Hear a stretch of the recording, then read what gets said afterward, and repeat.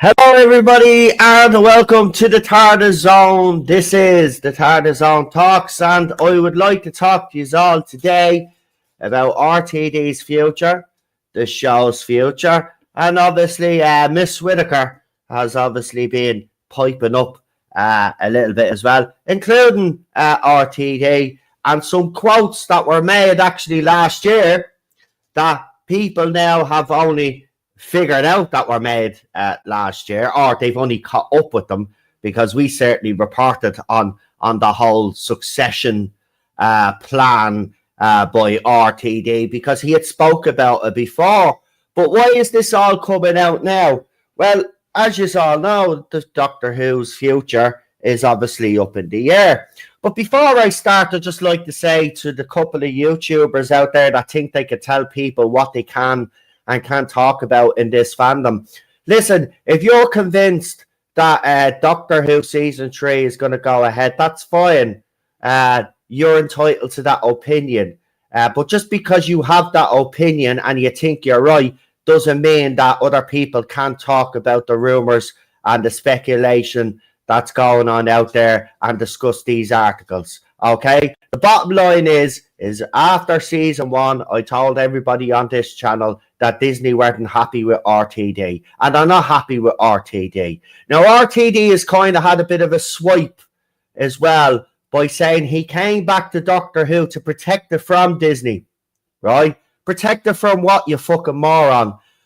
Being honest with you, Disney Doctor Who would have been better than RTD Doctor Who, because as I told you, and as I've said from the very beginning, BBC and Disney Plus were expecting Doctor Who, not Doctor Queer, right? They were expecting a Doctor Who, a science fiction show, and instead they got a queer fest, right? That's what they got, okay? And Season 2, we're going to get even more of a queer fest, okay?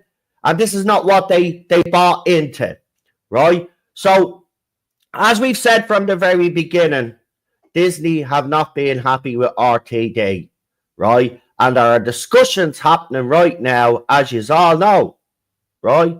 This is being talked about, right? Okay? So I don't want to hear any fan out there who has gotten everything else wrong then point the finger at people and say, well, you shouldn't be talking about this. You know, you're doing a disservice to RTD. You know, you don't like the show. You hate the show. All of this other bollocks that you get from these people. The bottom line is, if the show was so successful, right, and I'll keep saying this, if the show was so successful, we wouldn't be talking about the future of RTD and the future of the show. We'd be actually looking forward to Season 3, and we'd be talking about it and what future plans RTD had. But we're not talking about that. That's not what we're doing. Right? Okay. There's been rumors flying about, oh, by the way, I've been told this, right? Now, obviously take it with a pinch of salt. But Chaos in Cardiff has been brought up again. Jodie Whittaker did an interview, right? And people have decided to come out and say, yeah, Chaos in Cardiff was a load of bullshit. Well, as the person that broke the story on Chaos in Cardiff, I could tell you 100% it wasn't bullshit. Jodie Whittaker was kicked from Doctor Who, and so was Chris Chibnall. And what backs me up, by the way, because someone said, oh, well, you don't have any evidence. We pieced a lot of evidence back in the day. I'm not rehashing all of that. But what actually backs me up 100% is the fact that the end of Jodie Whittaker's season, as if the camera panned out, it was going to fade to black, right? But then RTD came along then and says, you know what, I'll give it another crack. If you don't want Doctor Who to go, I'll give it another crack. And that's why BBC went with RTD, right? The show was getting cancelled. So Chaos, I don't care what Jodie Whittaker is coming out, but it's very interesting though, that when the rumours are coming out about the future of the show, they've decided to roll out Jodie Whittaker. Where's Ncuti Gatwa? There's the question. And we asked this very same question when Jodie Whittaker disappeared. Do you remember when Jodie Whittaker disappeared and everybody said, oh, no, she's fine. She's fine. She said the show is good. She's going to be the longest serving doctor. Don't worry about it. It's in the bag. Right? She went hiding. Do you remember? She went missing. Yeah. Shoot, he's doing the same. He's gone missing. Where is he? A new era of Doctor Who, a new season of Doctor Who is coming up. Where's the Doctor? Where's the main character playing the Doctor? Why isn't he out there doing the press junket? Why isn't he out there promoting the show? Right? So don't tell me and others that have been spot on about everything else in the past. Tell us that we're wrong this time. We ain't wrong, right?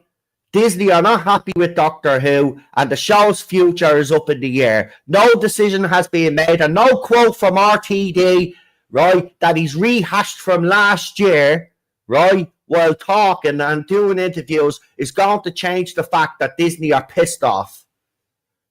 And I'd be pissed if I gave millions for that shite.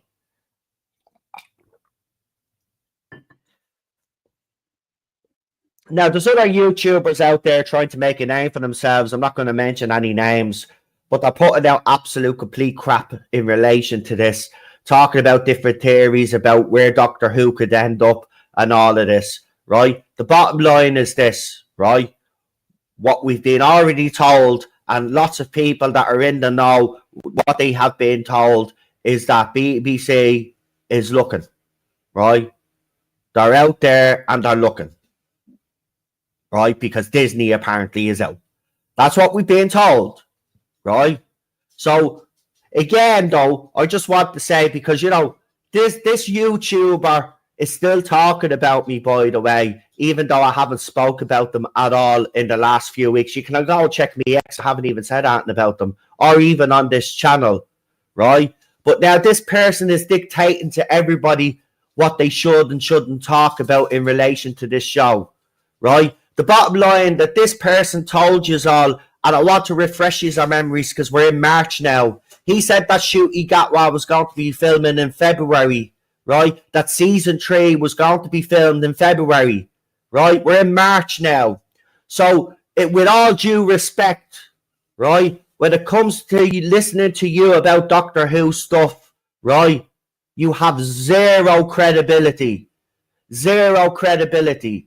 Right, and the fact that you think you could just get away from the fact that you told a load of lies, right, and now you're acting as if nothing happened, right, and now you're talking about suing people. You ain't suing nobody, right, you ain't suing nobody. You brought all of this shit on yourself, right, from constantly lying all the time and having a go at me and others for being, by the way, you know, it's a fact.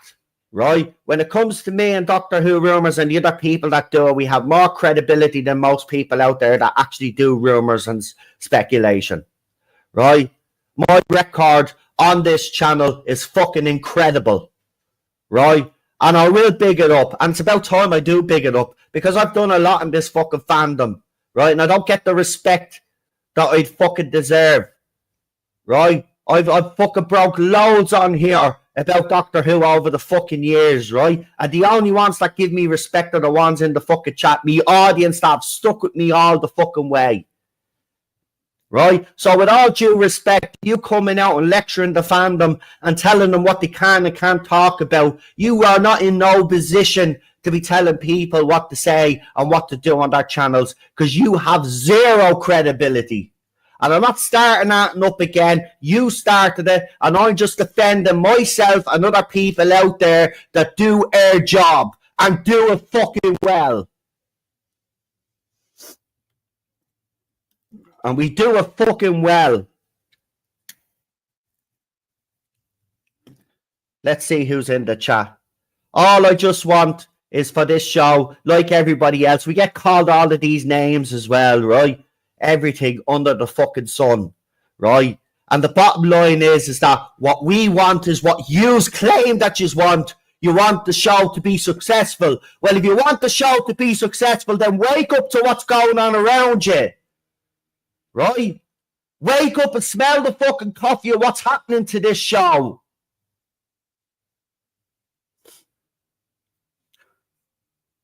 For years, I have stuck with the same belief that if we had the right people in there, this show could be a monster. A monster. They wouldn't even need to go to Disney Plus, right? If BBC had it done right by this show, right? And they haven't the last few years, right? They haven't the last few years. And what this production team has done, just like the other production team, is that they've gotten certain fans involved, right? So there's less criticism of them because they're higher up in the fandom, let's just say. So they have a lot of influence. So what these showrunners do and the production teams do, well, they keep them on the good side. You know, pat them on the head. There you go. There's your little reward.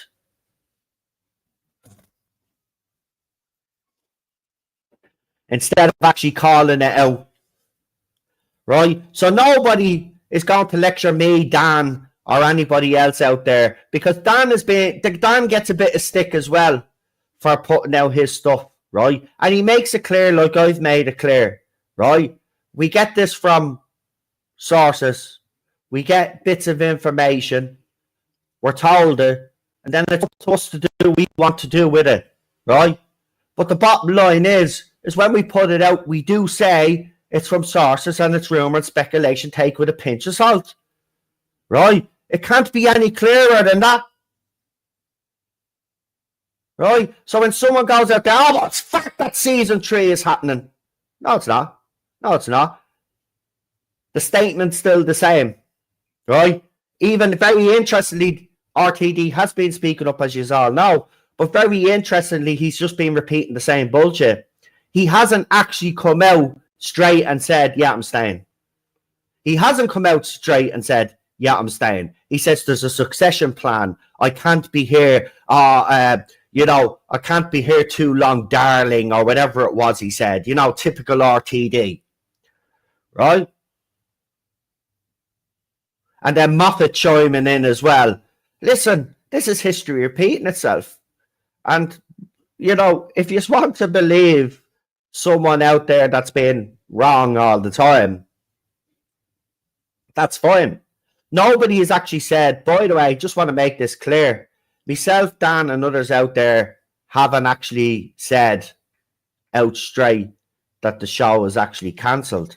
What we have said is that Disney Plus are not happy and they're looking around now for a new distributor. This is what people have been told, right? But nobody has actually said that the shows can't see. What people don't realise is this. Yeah, if Disney Plus pulls out, it's going to be harder for BBC to produce Doctor Who, right? But that doesn't mean that Doctor Who is cancelled. There could still be a season 3. It would obviously be a lower budget. Or if they could get someone else in, it won't have the budget that Disney had anyway, right? So whoever comes in, it's going to be a lower budget anyway, right? But nobody's ever said, by the way, because this person has it in their heads that everybody's gone around saying the show's cancelled. It should be cancelled. It should be cancelled for the shit they're inserting into it. Absolutely, it should be cancelled right now, right? But the bottom line is, and I've said this on the channel, people back me up in the chat, as I've always said, BBC this time wanted Doctor Who to work. They wanted it to be a success. They wanted it to be a success again, right? They wanted to learn mistakes from the fucking Chibnall era, right? They wanted to bring this show back to some sort of relevance. Now it's irrelevant again. And I don't care what they say about the ratings, by the way. There would be no talk about the ratings. There'd be no talk about RTD leaving and Ncuti running like the little bitch that he is if this show was successful. And be under no illusion, Ncuti is a little bitch and he does want to run, right? So it just goes to show you how much he fucking thinks about Doctor Who and the role of the fucking Doctor. He wants out. And that's a fucking fact. He wants out.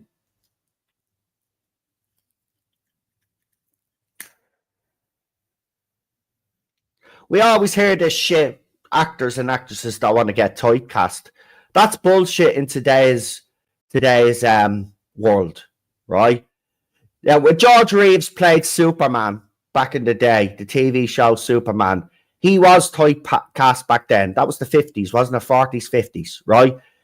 He tried to do some serious movies, but people back then and the audience just saw him as Superman, right? If you have watched the movie Hollywoodland, it would show you this particular scene where he tries to kickstart his movie career, and they do a screen test of one of his films, but because the audience are laughing, oh, there's Superman, they take him out of the fucking movie, right? He gets cut out of the fucking movie, right? Back then, you got typecast, right? You don't get typecast nowadays, right? Henry Cavill played Superman, but he's went on to play The Witcher, and he's went on to do other stuff. Yeah, people will see, some people out there will see him as Superman, right?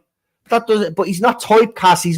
He's not restricted by that anymore, right? Not in the modern world of TV and movie making industry. It's completely different now. So all of this bullshit about being typecast is just an excuse from Ncuti, right? See, what's happened is Ncuti's got a taste of the golden goose, right? He starred in that Barbie movie and he wants more. And I don't blame, by the way, I'm not blaming him for wanting a Hollywood career.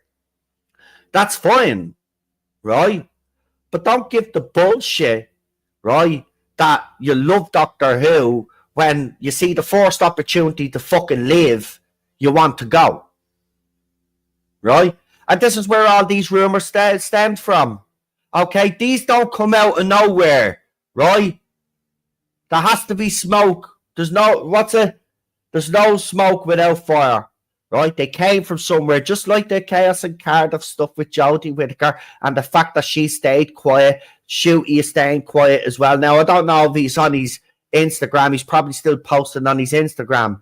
But why isn't he promoting the second season of his era, the second season of his show?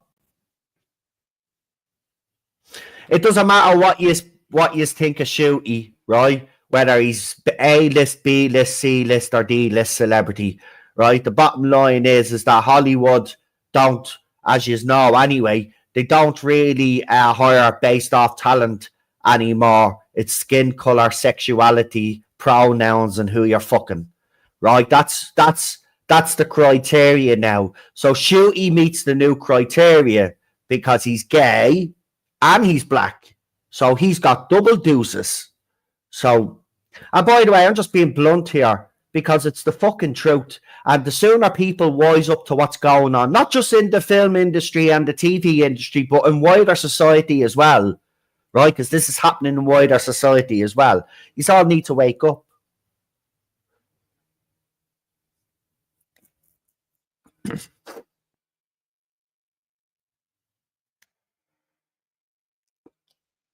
So, you know, the leaks from the Ncuti camp are coming from Ncuti's people. They're talking to people, right? And RTD coming out, oh, by the way, yeah, Chaos and Cardiff is a picnic to what I've been told has been going on behind the scenes. And this would be another reason why Mr. RTD has come out with these little, well, I came back to save the show. To save the show from exactly what? Are you actually now admitting that Chris Chibnall was a bad showrunner? Is that what you're saying? But what did you exactly save the show from? Right? What did you save the show from? Because for as far as I can see, all you've done is turned this into a big LGBTQ plus show, right? Where having a straight person in the show now is a novelty rather than the norm, you know, because, you know, the whole of the UK apparently is black, gay, and queer, and has pronouns. Your show, like everything, must reflect the demographic in your country. Yeah, and Doctor Who does not represent the demographic in the country, right? Like Ireland, and this will be controversial for some Doctor Who fans, I'll probably be called a racist, but you know what you can do with the racist word? You can shovel where the sun don't shine. The bottom line is my country is a white country, right? Irish people are white. Just like in the UK, Scottish people are white, Welsh people are white, and English people are white. Okay, so if the majority of people living in those countries are white, well, then the shows must reflect that demographic. But it doesn't in 2025, right? They've completely flipped it. Now, if you were to watch a show from England or watch a show from Ireland, you think you are watching a show from Africa or something. And that's the truth. And I'm being blunt. I don't give a shit how it comes across. Listen, I've been called all the names under the sun anyway. So I don't care if people call me racist or they call me homophobic or they call me transphobic or whatever. I've had all the names thrown at me before, and I really don't give a shit because they're just words. And to be quite honest with you, you have used them so much now that they actually don't have the impact that they probably would have had back in the start of this whole pop culture war. Yes, it should be proportional. Again, you've got to reflect what your country is like. And this is what's not happening, right? And they're going way overboard with all of this fucking nonsense. Nobody is saying that there shouldn't be black people on Doctor Who. Nobody's saying that there shouldn't be gay or lesbian or bisexual people on Doctor Who. I would have an issue with trans people getting representation on TV, especially children's programs or family shows, because I don't think that should be pushed towards children. Of course, if trans actors and actresses want to act in adult entertainment, then I have no problem with that at all, right? I don't, because it wouldn't be my type of show that I tune in, so it wouldn't impact me. But Doctor Who does impact me, and it impacts people in the fucking chat and the wider Doctor Who community, right?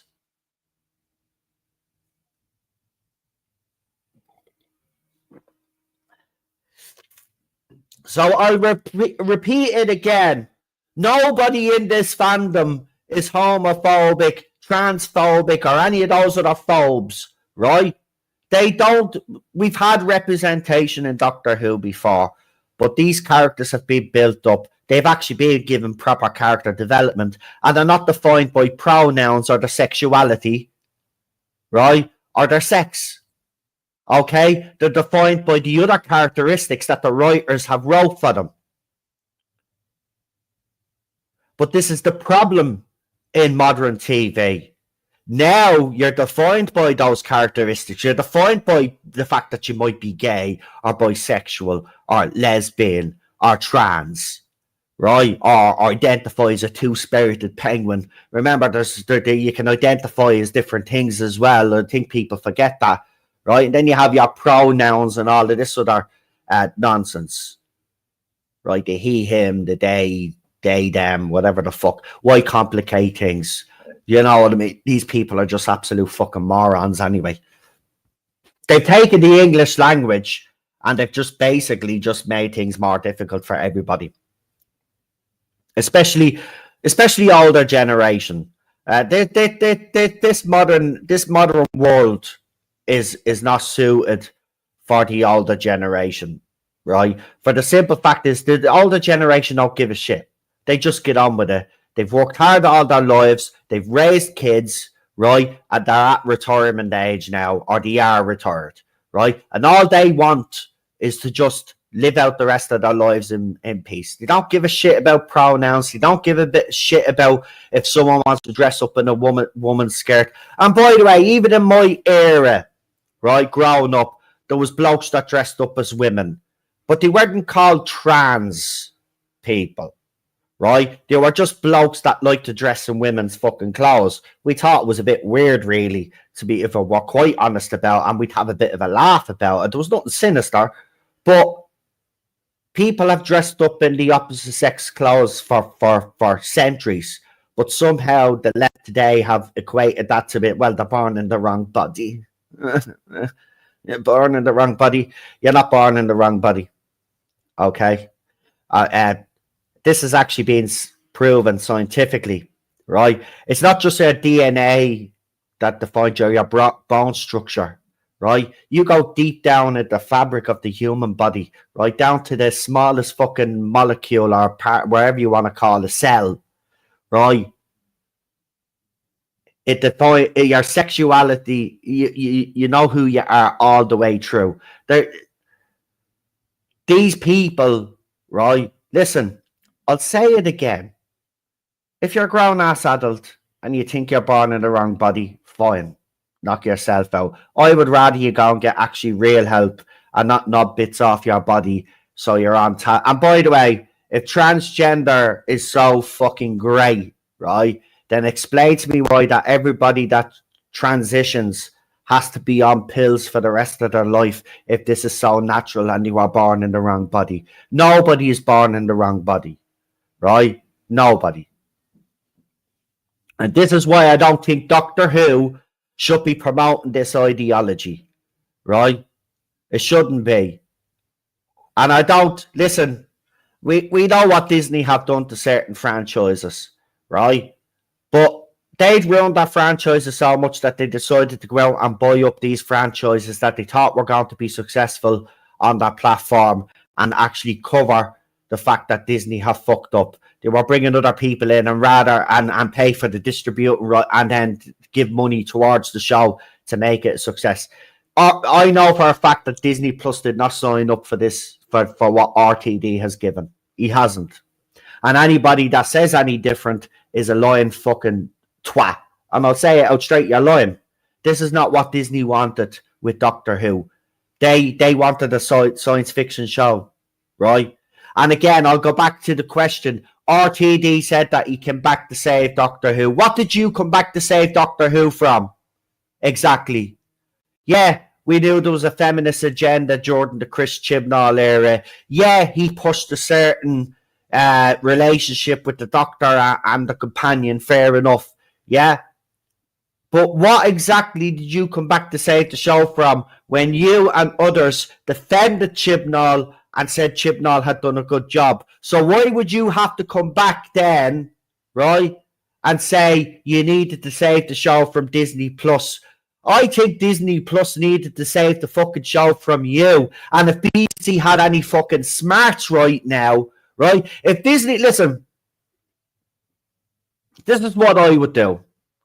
If Disney come to BBC, right, and say, right, and this is just me speaking hypothetically, right, so if Disney go to BBC and say, right, we'll give Doctor Who another go, but under one condition. Bad Wolf Studios and RTD have to go. Right? Because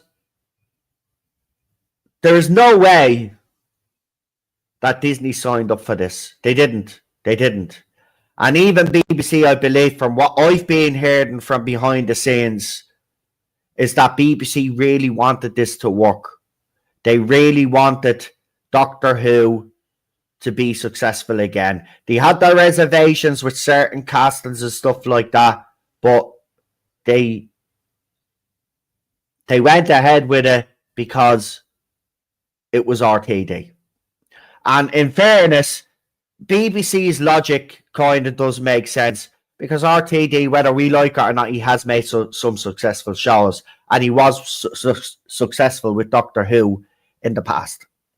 So you could understand why they, I wouldn't say took the gamble with RTD, but you could understand why when RTD said he was interested, they latched onto it because they were thinking to themselves, well, he did a great first era.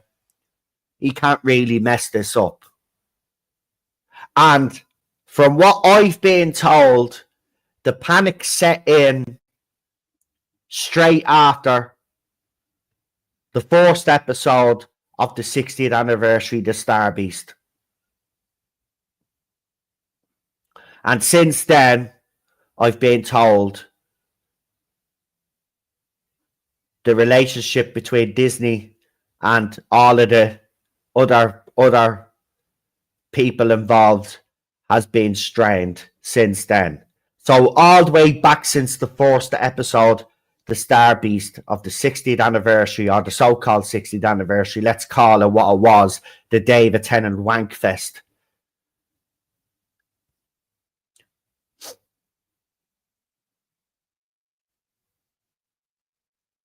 Remember, we were told that RTD was coming back. It was a rescue mission. RTD now has confirmed that he came back to save the show.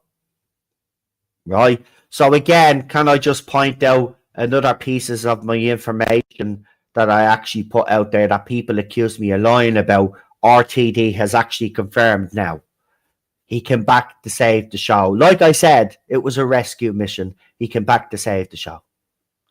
But I was called a liar back then. But RTD has actually confirmed it now. See, as I said to some people here and people that follow my channel, I might put out some stuff, right? And it could be a week when it's confirmed. It could be a couple of months, or it could be even a year, right? But the thing about it is that anything I've ever got on this channel turns out to be confirmed either by the media or by the production team themselves. So I don't know what else I need to do in this fandom to actually prove that I'm actually legit here. But I can tell you now that everything is not happy with this era.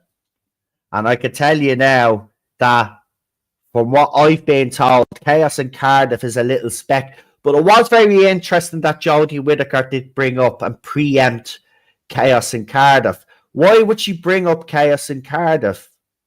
Right? Because here's the thing. She's doing RTD a solid, right? She's got her own show, so she's getting plenty of attention. And as she's the former Doctor, they're going to ask her questions on Doctor Who. And of course, she's obliging. Right? But why did she bring up those comments?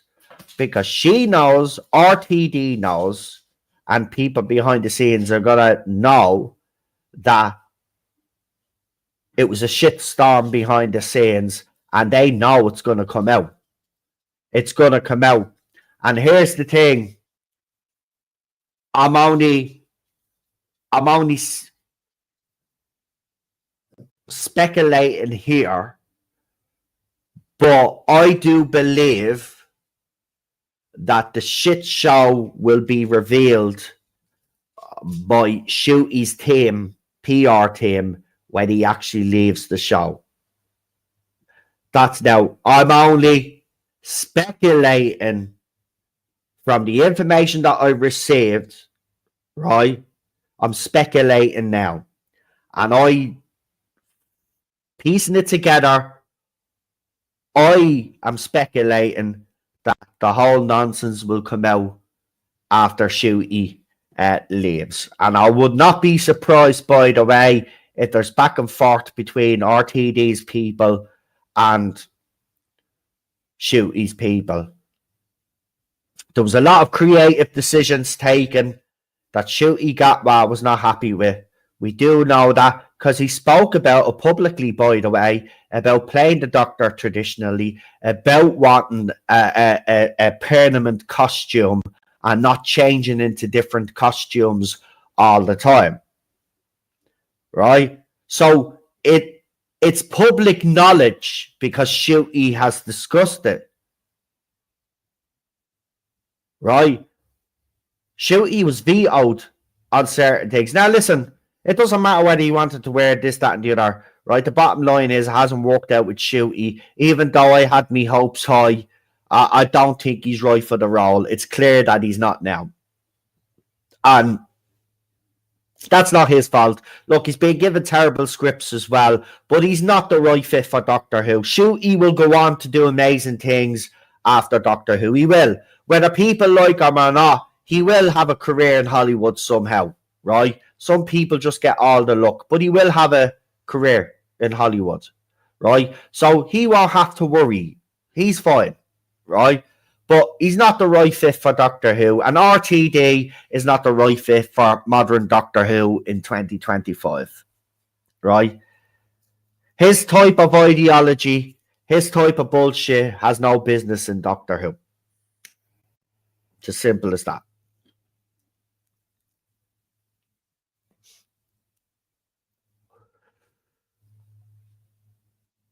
look, the bottom line for me is this.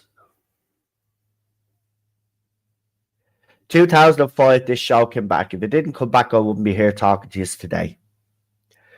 If this show does get cancelled, I know a lot of fans out there are going to celebrate because obviously be put out of his misery. But I won't be celebrating because this show still does mean the world to me. And I know some people out there disagree with me on this, but I still do believe it was given to the right people. Right? It doesn't have to have the big budget anymore. Yeah, it take a couple of years for them to win people back over again.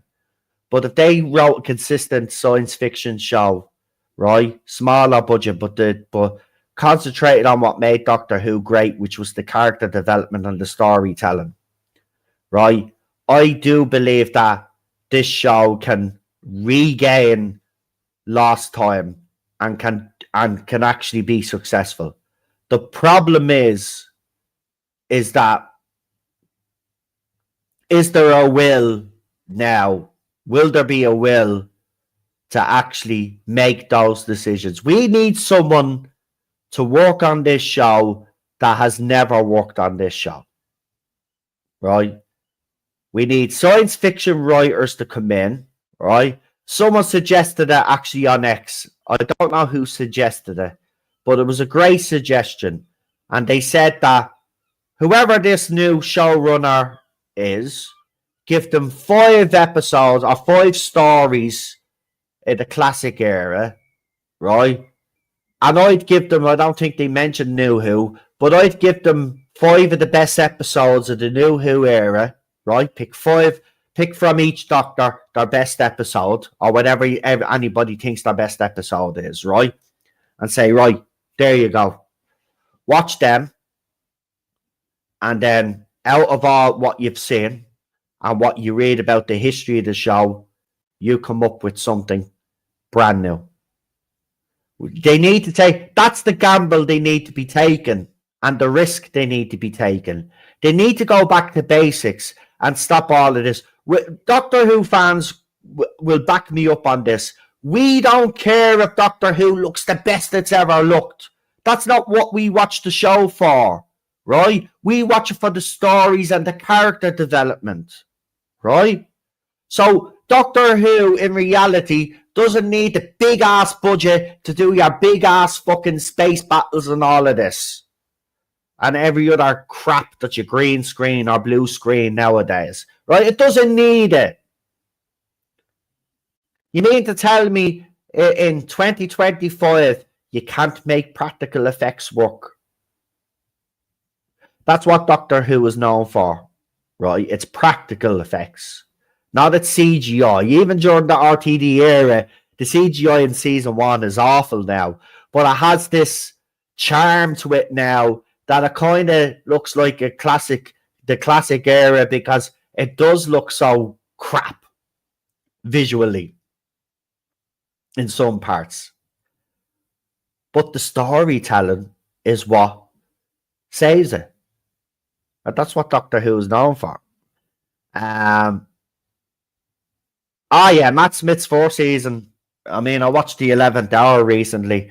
Matt Smith's 4th season has aged nicely, I have to say. Actually, RTD's 4th era has aged badly, but you've got to remember it was way back then, so you can understand that to a certain extent. The Moffat era comes off a little bit better. Got to be honest with you. So, you know, and look, Moffat was able to do big things with minuscule of the budget that RTD has now at his disposal, or had at his disposal. If I were Disney, I'd take those money bags off him. But look, someone's just said it there. We've had the experiment. The female Doctor, the black and gay Doctor, go back to basics for now.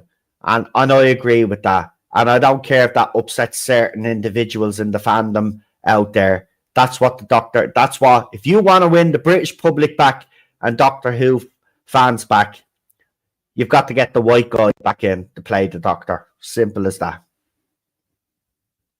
Right? And none of this bullshit that the Doctor is bisexual or gay or whatever fucking nonsense, right? The Doctor is just no interest, basically. Might do the odd bit of flirting. The new era has done the odd bit of flirting. I don't mind that because it does be funny, especially Matt Smith's Doctor. He was very awkward when there was flirty scenes with Amy Pond. And I like them. I know a lot of fans said, no, that's what started all of this bullshit and all, you know, the David Tennant romance and all of this crap. And I do agree to a certain extent. But when you have moments like that where it's awkward, where, you know, when, you know, I mean, we could complain, you know, people give out about men. I always said this to the Whittaker feminists when you were giving out about us calling us sexist. I says, I didn't hear you all complaining and saying anything when Amy Pond's character, when Amy Pond forced herself on the Doctor. You weren't complaining, and then you all thought that was funny. But imagine if that was reversed, if that was flipped and the Doctor forced himself on Amy Pond. Oh, there'd be fucking uproar, but it's all right when a woman does it. I used to love winding all of these Whittaker feminists up, I have to be honest with you. I did enjoy that. I'm not going to lie. I'm going to tell you, there was actually some points of this whole fucking pop culture war, that, or if that's what you want to call it. And there were some moments of it I did enjoy. And putting feminists back in their place, or these new feminists in their place, was always a laugh. Because, you know, the bottom line is they talk a lot of bullshit. And they're the reason why this show is in the state that it's in. Listen, if the Chibnall era didn't happen, right? Say Moffat left and they got someone entirely different, right? We wouldn't be here today, right? I don't think Doctor Who and Disney would have done the deal, because if the show had continued to be successful, you know, maybe BBC could have went to Disney and said, look, would you be interested in doing a deal to just distribute the show, and that's it, nothing else. Then BBC could have got a nice little bit of cash flow in, and then have Doctor Who's future secured for the next few years. Some people want to come on, so I'll do that because, as I said, now listen, we're tight on schedule now, and I won't be able to hang back at the end of the stream either, so I'll be leaving straight away. I have promised the missus that while she's out, I'll do me stream. So some people have said, I think JWC Reviews did actually say to me today, and how are you, mate? He's saying that my streams are all over the place right now. They are. I do hope to kind of get back to some sort of timetable, but right now it is kind of all over the place.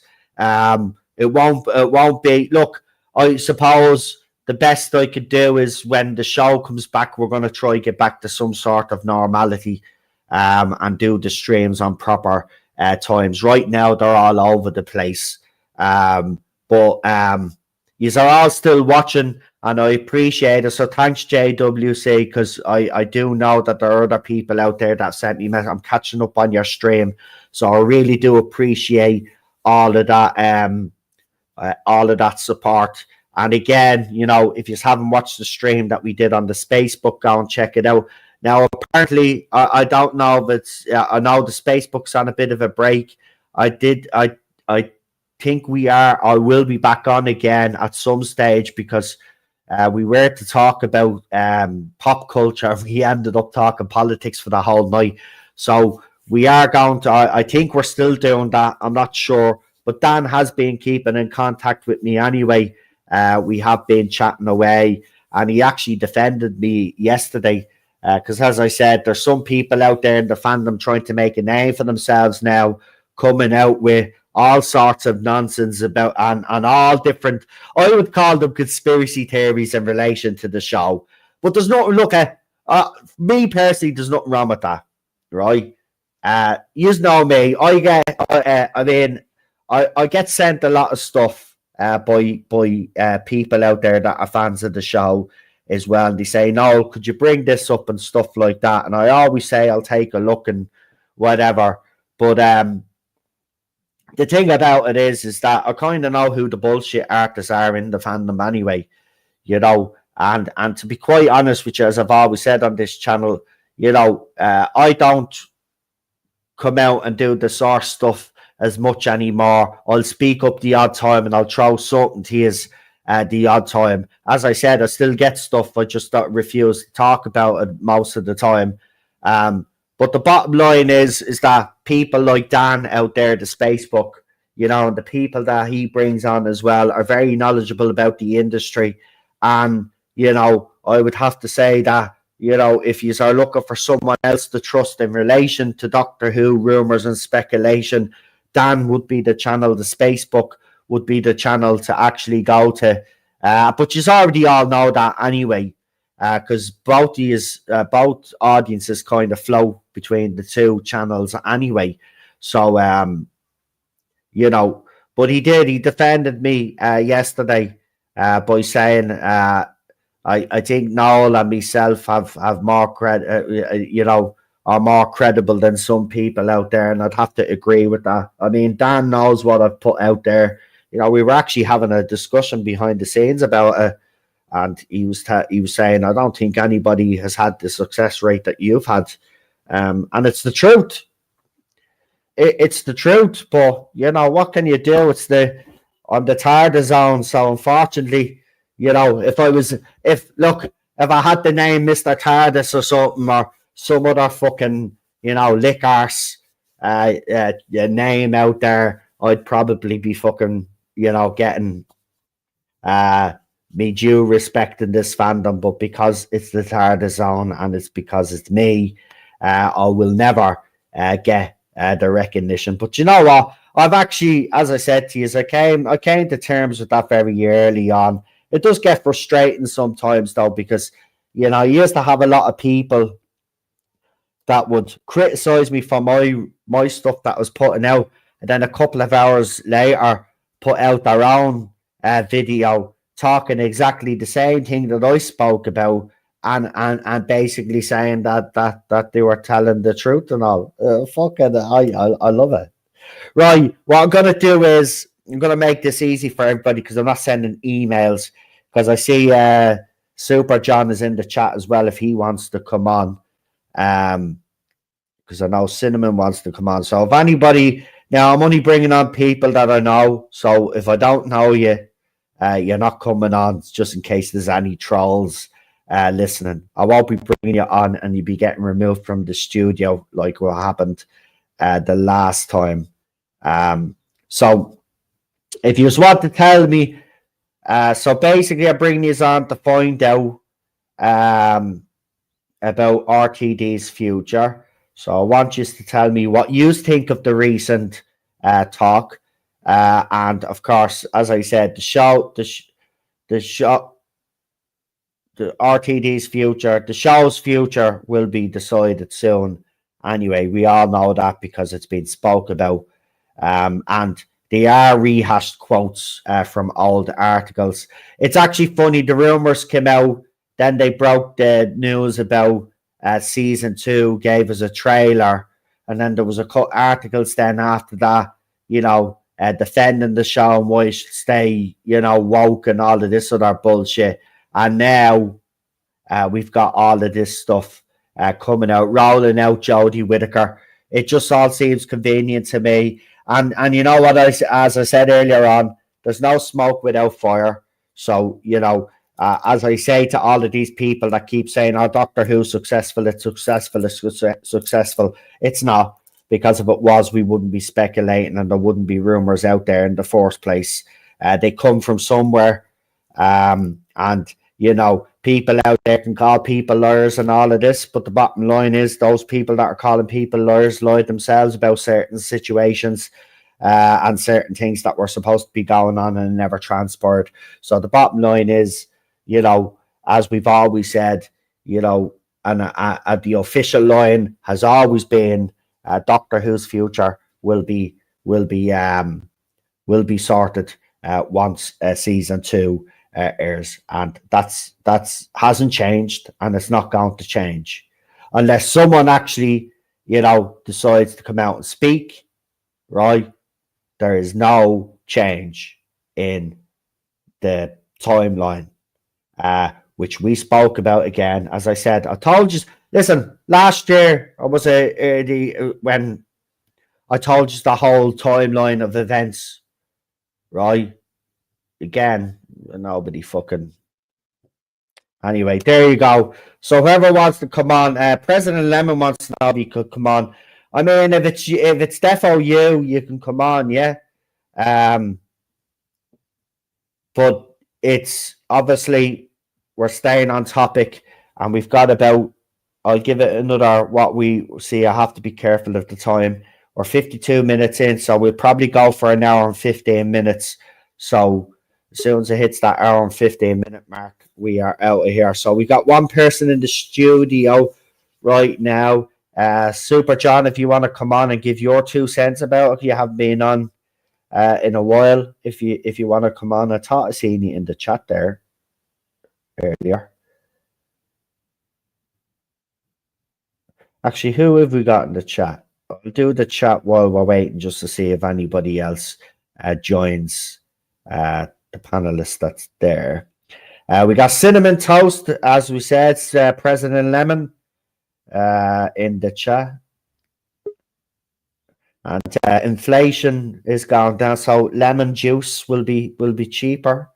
Robert is in the chat as well. Lindsay. And we've got President Lemon in the studio as well. That's brilliant. TARDIS time. Who else have we got? Sally is in the chat as well. Welcome, Sally. Farsight is in the chat. Bobby D. Bobby. We got Unikiller in the chat. Interesting name. It's easy. It's actually easy to pronounce, so I suppose I shouldn't be complaining. Super John is in the chat as well, so he is in there. If you want to come on, we got John Booth in the chat as well, who said, "Well said, Noel. Thank you very much. I just speak my mind on this channel.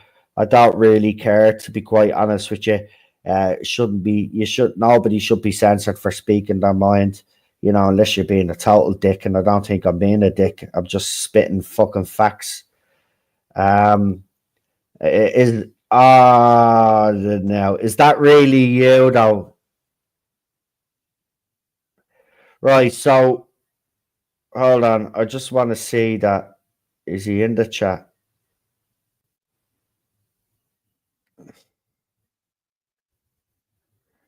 We know how you chew your words and all. Right, if that's it is you. Okay, brilliant. I just want to make sure, because you know yourself, Lee. So it is him. Right, Grant. Thank fuck for that. Right, but President Lemon has popped out. So we'll get our guests on before anybody else pops out. There's President Lemon again. Right, let's bring them on. So we'll start off with a regular, obviously. Been a regular for a while now. It's the one and only Cinnamon Toast Crunch. Of course, we don't have any orange juice, but we definitely have President Lemon. It's an honor, Noel. No, it's an honor having you on. Brilliant. Nice to hear your voice. And of course, we got a legend in the studio. We got a legend coming on. Has been with me almost from the very beginning. It's the one and only Problem Being. Here. I like how he just popped in out of nowhere and snuck in. And here I am. He was listening. He's obviously been listening, and then he said, "Fuck it, I'll come on." Yeah. Anyway, lads, very interesting couple of weeks, of course. Obviously, with all of the rumor and speculation flying around. Now, yesterday. We've had a stream. We've had a lot of articles. we've had quotes from RTD, we've had quotes from Stephen Moffat, and we've even had a Jodie Whittaker interview. Now, this woman, the last few weeks, by the way, I'm delighted that she's speaking up. It's put a smile on my face because now She's been quite active, hasn't she? Yeah, because she's given me an excuse now to actually fucking to fucking go at her again. Like, she's been gone, but now she's given me the excuse to come back at her because You're reliving the nostalgia. listen, here's the thing, right? She needs to get over it, right? The bottom line is you were pushed, don't be lying, right? You were sacked, right? Chibs was sacked, right? The fact of the matter is you and your boss started all of this destruction. So the fact that you came back now and you're coming back and you're defending RTD and you're defending Ncuti by saying, well, they said the same thing about me. Yeah, and you're gone, you stupid bitch. What do you not get? I mean, we're right then as we are now. Right, It's no different. you're gone. You're gone. You're not working on the show anymore. And by the way, I don't care if you got some sort of ADHD working on the show, right? The bottom line is that you are miscast and you should never be given the job in the first place. And the fact is you're in a very privileged fucking position and you're in a position of power, right? And instead of using that for good, you decided to fucking slam most of the fucking fandom, which is, in fact, the majority of male, right? Whether you like it or not, the majority of fans in this fucking fandom are male. You came swooping in and you did that. As soon as you did that stylist video, that was it. You are gone. You are finished in this fucking fandom. You are never going to be forgiven about it. So the fact that you're coming back now, they said the same thing about me. Nobody gives a shit what your opinions are, right? Stay on your show, Toxic Town, or whatever it's fucking called, right? The one that got 100% on Rotten Tomatoes. You fucking Rather shit. appropriately, ironically named, isn't it? Right? Nobody wants to hear from you, okay? You are responsible for the position that we're in today, along with your boss, right? They wouldn't have had to go cap in hand, or RTD wouldn't have had to come back if you had done your job properly, but you didn't. No. So shut it. No. You're just afraid of her gender. Oh, am I? You're just scared of a powerful woman. Powerful. There's nothing powerful about Whittaker, right? If you listen, look, you wanted It's to try. draining, if anything. You wanted to try the female doctor, fine, right? She wasn't the answer, right? You should have went with someone like Olivia Colman, as we've always said on this channel, right? Olivia Colman, someone of that caliber, right? To even attempt to pop up. But in saying that, though, let's be honest, Olivia Colman dodged the fucking bullet because she would have had to put up with those fucking scripts that Whittaker had to put up with. But the thing about it is, though, and I think everybody on the panel would be in agreement with me, even though those scripts were shit, if she had been in the role playing the Doctor, she would have elevated some of those scripts. Still would have been shit.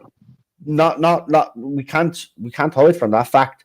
But she would have elevated them, and she would have made it, let's say, more. We would have been able to stomach it more if it was Olivia. It's a bit how I am with the Capaldi era. A lot of the stories to me feel a bit flat and a little bit samey. You've got a fantastic Doctor. But, I reckon if she just read the script, she would have said, "No, thank you," and that's probably what happened. But the script's too hard. Remember all those difficult gobbledygook lines. Oh, when she came out with that quote, I was like, that just proves that you were the wrong person for the role. She found her lines difficult. Jodie Whittaker found her lines difficult. No, you have to do You your are job. a classically trained actress, as we were told by all the J-bots. Right? Well, hold on a minute. Everyone, quick! A woman has to do her job. Didn't she have to do Antigone, a Greek tragedy? I mean, that's a really difficult play. You know, it's ancient. Oh, there are Greek, thousands of lines in them. Yeah, She played Catherine. ancient Greek play. You know, it's a really. And apparently she did well in these plays, Lee. So that's what I can't understand. If you could do well on a stage and memorize all your lines, maybe it was all the gobbledygook that fucking Chris Just do what Chibnall. John Pertwee did. Put up post-it notes, you know, under the camera or on the console or whatever it was. If it was too gobbledygook, that's what he would do. But you know, Yeah, but he had the excuse of being old as well. Yeah, but he was smart. Yeah. Right. Let's And listen. another thing as well, have you noticed that it seems like the kind of like by accident subtly admitting things? Like you got Jodie there saying it's too hard. Well, then maybe you weren't. Maybe that's kind of you, in a way, self-admitting that you weren't quite ready for it, or maybe it's not But quite that's the the role thing for that you. annoys me. And then you've got Instead of- Russell, again on the other hand, saying, "Oh, I needed to come in to help But that's what- rescue but the that's show and what help annoys syndicate me. it to the Disney deal." But- If he loves the Jodie era, then what does he need? What does he think it needs rescuing from? We knew that he needed rescuing. But here's He the didn't. thing. Here's the thing, right? She knew from day one she wasn't right for this, because I remember her first interview. We Yeah. all remember her first interview, and the way she spoke about it, and the eve of her first episode coming out, she fled the UK. You all remember she got on a plane and she left. She wasn't even here for the first episode airing.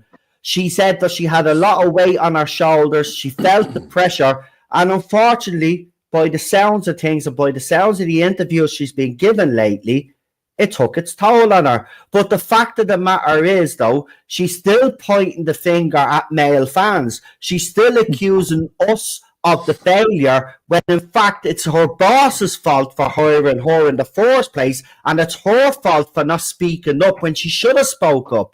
There were plenty of opportunities for Whittaker as an actress to speak up. She had worked with Chibnall before. If she didn't like the direction, or she didn't know, she wasn't getting any direction, but if she felt that she needed direction, she should have spoke up. She's supposed to be a strong fucking feminist, for God's sake. All she showed herself to be was she weak, and she's a weak woman. And I'm sorry, I'll say it. She's a weak woman. Go ahead. Yeah. But here's one of the things I think, right? I think the Doctor is an inherently masculine character. So it's something that can't really be portrayed by a woman. Can't. You're right. Yeah. But I'll ask like, because the Doctor's like, he's a protector, you know, he looks after people, and those are like more masculine like traits. Like he's the kind of guy who will fight but try and avoid it. Like, I'm not saying he's like bravado or anything, but he's inherently masculine in how he handles himself and does things. When you've had a character be played by male actors for the best part of what would it have been? You can't suddenly just flick a switch. Yes, you can't just suddenly. Yeah, you can't flick make a switch. A massive change and then get all uppity about it. When you got people who push back against it, people are gonna have different ways of reacting to it, and some not. Some aren't going to take to it at all. You can't then switch that back and pick. Well, but maybe you need to look at yourself in the mirror. No, you can go fuck yourself, because quite frankly, again, this is why I didn't have a problem with the skin color, because I was just happy that it was a male role. But it is intrinsically a male character. Here's the difficult words that she's had to learn. Okay, Right. All right then. Troops. No, not troops. Fam. Team. Gang. Fam. Yeah, there wasn't. Yeah, but here, let's move away from her, because don't get bogged down on her. I do want, because Lee is here, I do actually want to talk about RTD. Because let's be honest. Since don't he's you come mean back, Russell T. Fuck off Davis? Well, he will. Well, hopefully. Russell the disaster. Emoji.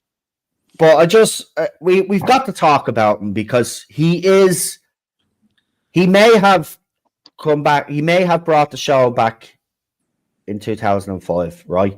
And I thank you, Lee, by the way, because I saw your comment, and I actually brought it up the last time I was talking on my live stream. The fact that someone had complained and said, "Well, it's only a show," and you defended me and said, "Well, it's not just a show to him." And this is what I want to actually say, is that fans like me, fans like Lee, even Cinnamon, President Lemon, anybody that's in here, right? We have an emotional attachment to this show that these newer fans will never have. So they'll never understand from their point of view. So, you do see a lot of this from these fans. Well, it's just a show. If you don't like it now, walk away. It's just a show. I know my current life us talking about it, but when it's them talking about it, it's the most important thing on earth. And if you disagree, you're an evil piece of shit. So I mean, it's such a double standard. But are we I surprised? mean, even then, the logic's daft because, okay, if I did that, if I don't like it, I'm going to walk away. Well, the problem's still there, whether I fuck off or not. It's Well, still then there. It needs to be fixed. Jodie Whittaker also did a kick in the ghoulies as well by saying, Yeah. when that interviewer from the Times was talking about how the show was in sort of doldrums, and then she was saying, "Oh, I think you're talking about Maya," but then she said something like, "Oh, but then they complain about everything, don't they?" or something like that. And I was like, But that's that's typical of Yeah, of people course. who We don't like understand. anything. We hate every season. Yeah, they don't understand how fandoms work. People like, I mean, what's his face? Superman. Come on, guys. What? Which James one? Gunn. James Gunn, Henry Cavill, Henry David Corrins. Cavill, yeah, sorry, my brain farted. Henry Cavill. Right? Yeah. He Oh, you talk understands. about who's He played said, no, they're Superman. just passionate, and that's exactly right. He understands how fandom works because he is a fan of things. So he knows fundamentally the difference. Just seeing when he talks about This is the Warhammer. difference between mealy-mouthed, uber-feminist archetypes, like Jodie Whittaker and the woman who was the Times interviewer of her, and that they don't get it because it's not a boy thing. And I'm not saying this all fandoms are boy things, but there's a certain mentality within boys that is very fastidious to the point of very tiny details about things. They get into the weeds, because we are passionate about what we love, and it's a very We're autistic about this thing for stuff. boys particularly. And I don't think they understand that, and they just sort of scoff. And it's so typical of this snooty boys and their toys kind of attitude, and it's that which needs to be called out. Yeah. I mean, I don't look for me, Jodie Whittaker coming back, and I know, as I said, she is promoting her own show, but they are asking her a lot of Doctor Who questions. I think that is deliberate. Well, that's going to follow her around forever. But the fact that it's Whittaker coming out doing the talking. Here's a question, right? Where's Ncuti Gatwa? Now, I'm not on Instagram. Missing Well, I am on Instagram, but I don't check my Instagram. Problem being, Lee keeps giving out to me because Lee will send me messages there and I don't fucking see them but weeks at a time. I have to get better at that. But I'm even on Facebook a lot more now. I'm trying to get that group back up and running again. But instead, have you noticed Ncuti Gatwa has removed any mention of Doctor Who from his profile? Yes. I was going to mention. I don't want to be linked to Doctor Who. That's the thing. I want to ask. I don't want people to know that I'm the Doctor. But that's the thing. Because I'm going to Hollywood and I'm going to ditch you all behind. Yeah.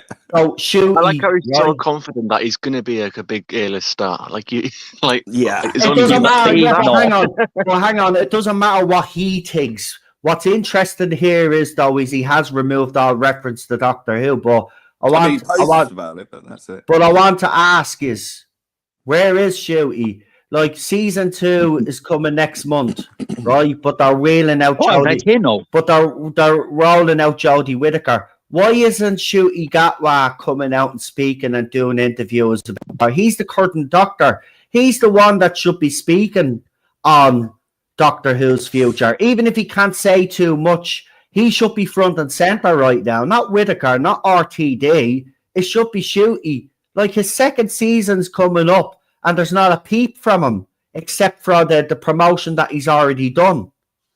Right? So where is Ncuti Gatwa? This is the listen. But listen, Lee was here at the time. Lee was here at the time, right? Lee, this is exactly, you'll remember this. This is exactly like when Whittaker was the rumours about her future. She disappeared. Do you remember other people were speaking up? They were getting Sylvester McCoy and other former doctors to speak up. And it seems to be the same situation here. I honestly think that Ncuti has either bought out his contract or he's gone. He's gone. That's what I believe. I'm not saying it's fact, but it's what I believe. I think he is gone. Are you surprised, though, if he is gone, Lee? Are you surprised that he's actually gone? At the current state of things, I'm not at all surprised about anything. The only thing I would be surprised about is if, everything's back to normal. Here we go again. Season 3 started filming. I just don't. I don't see that, and I want to make myself absolutely clear. When I said Disney were out, it didn't mean to say that the show's never coming back again whatsoever. I just don't think it's plausible at the moment, and I certainly don't see it going forward with new backers. I mean, when your main man is potentially gone, the overnight figures are through the floor. Disney pulled out, supposedly from my source as well, but also that it's like everything we're getting, everything that's coming out is very flat. It's very matter of fact. It's very understated. It's like half-assed. If you look at those posters, for example, that looks like it's been done in photo paint, you know, or whatever it is, you know, MS Paint. It's so lowbrow, so low key. It's just no buzz, you know. Even that trailer, it's funny, isn't it, really, when you look at that German trailer? I'm thinking, can we get the guy to do the English dubbing for us? That's very interesting that you bring that up, because it also shows, though, how they're promoting this in different countries. Like the UK trailer was pathetic, in my opinion. Some people thought they said that they liked it. I actually thought it was pathetic. It didn't it felt like a lot of clips just strung together. And I don't know what you mean, though. It was absolutely fantastic. Thanks, you would think. But the German trailer in German, right, with the extra scenes, I was like, okay, that looks mildly interesting. Well, Even people could actually work out what was the story order from that trailer, and work out exactly what. But isn't it interesting? What was the name of the last story that people have leaked? It sounded quite finalistic, didn't it? it did. I haven't even seen any titles yet. No, we did. It was put in our chat. Do you not remember? Someone actually put it in. I think it might have been the Thinking. A few weeks back. Hold on. That's what I've been holding out for. I was like waiting, because it's normally about now we might get like the odd, like, because it was an RTD complaining, or someone was complaining about like episode titles. It was like around this time last year that we were discussing whether it was going to be called The Call of the Universe or Space. I know what it was. A bit of back and forth.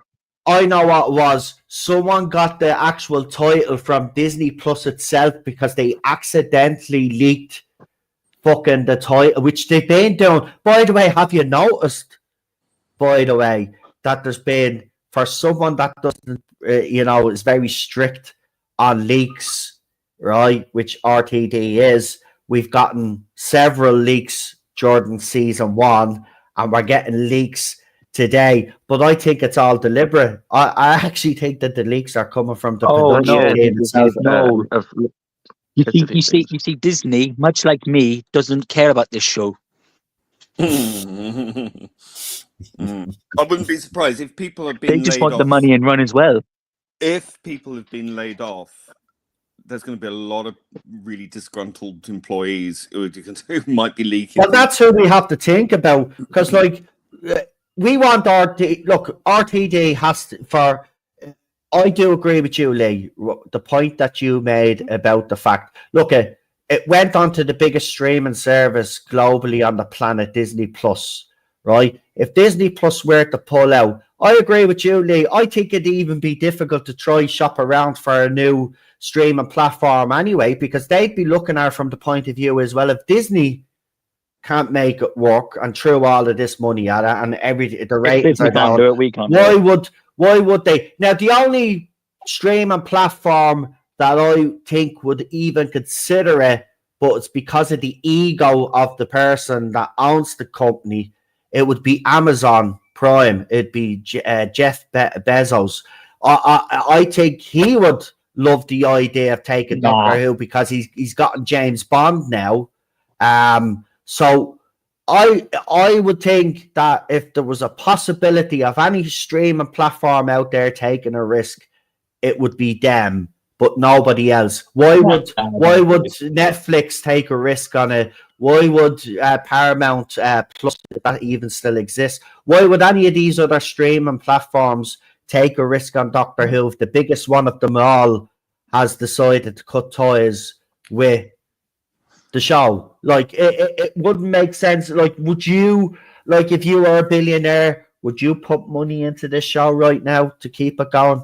I don't think wouldn't I touch- would. And I would not touch this show with a 10 trillion foot pole. Yeah, yeah. Look, it's third hand goods now. You know, Netflix already had it at one point. Amazon They already did. had it at one point. Now Disney have got it. Those are like as big as you can get.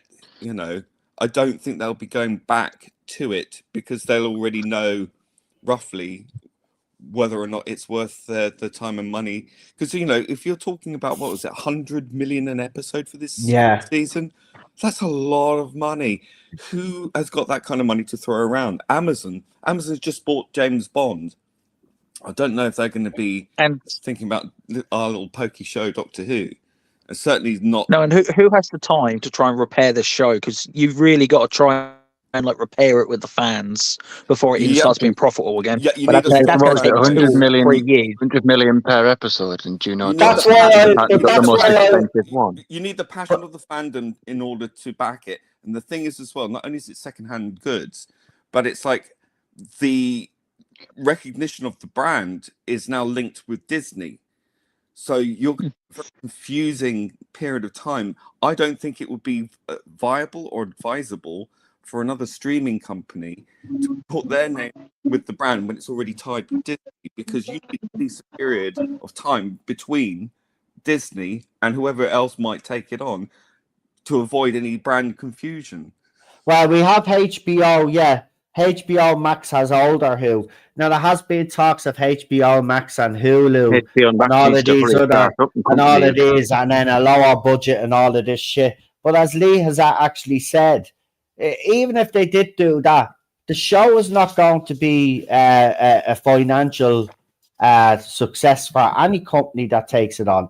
What I'd ideally like to see is this, right? If Disney are out, well, then BBC need to take it back, fully control. Yeah, I understand then that the budget goes way, way, way, way down. But I don't care. If the budget goes way down, but you bring in people, as I said, go back to basics, right? Someone said, I think it was president, you have to win the fandom back. Yeah, that'll take take time. Like personally. But the thing about it is, if you build the reputation of the show up over the next few years, build it back up again, then maybe then there'll come a time where BBC is in a strong enough position where these companies will beg to take Doctor Who. I wouldn't go back to Disney anyway. I do agree with Lee, though. I can't see it going back to Netflix. The trouble is, it's not just finding a new streaming partner. The fundamental problem runs a lot deeper than that, because you have the issue with Bad Wolf itself. You've got this massive studio run by people who have already run the show into the ground. The BBC would need to find a new home for the production of it somewhere else to wrestle it away from their control, because you've already got, from all reports that we've been getting, that you've got a very disgruntled, demoralized studio there, which is sitting empty and trying to book spaces to fill it with. Yeah. I'm not saying that all this is true, but, you know, this is from what we've been hearing. But I will say that is the fundamental issue. You still got Russell T Davies allegedly still in control. I doubt it, but that's what the current situation is, as people understand it to be. It's the biggest issue. Whether there's money there or whether there's going to be less money. It's about the production team, the same quality, really, which is not good enough.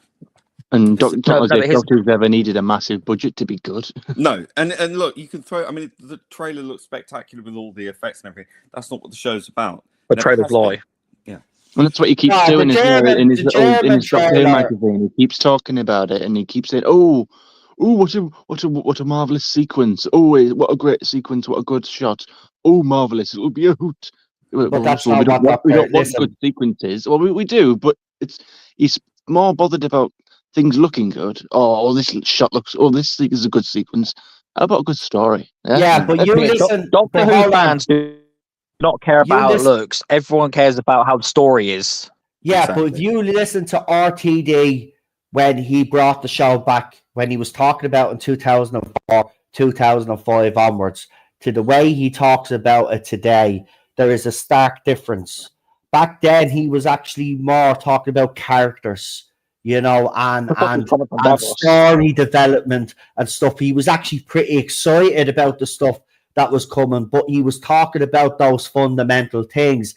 Now, as you have said, he talks about how spectacular it looks, how brilliant it looks, and these sequences and that.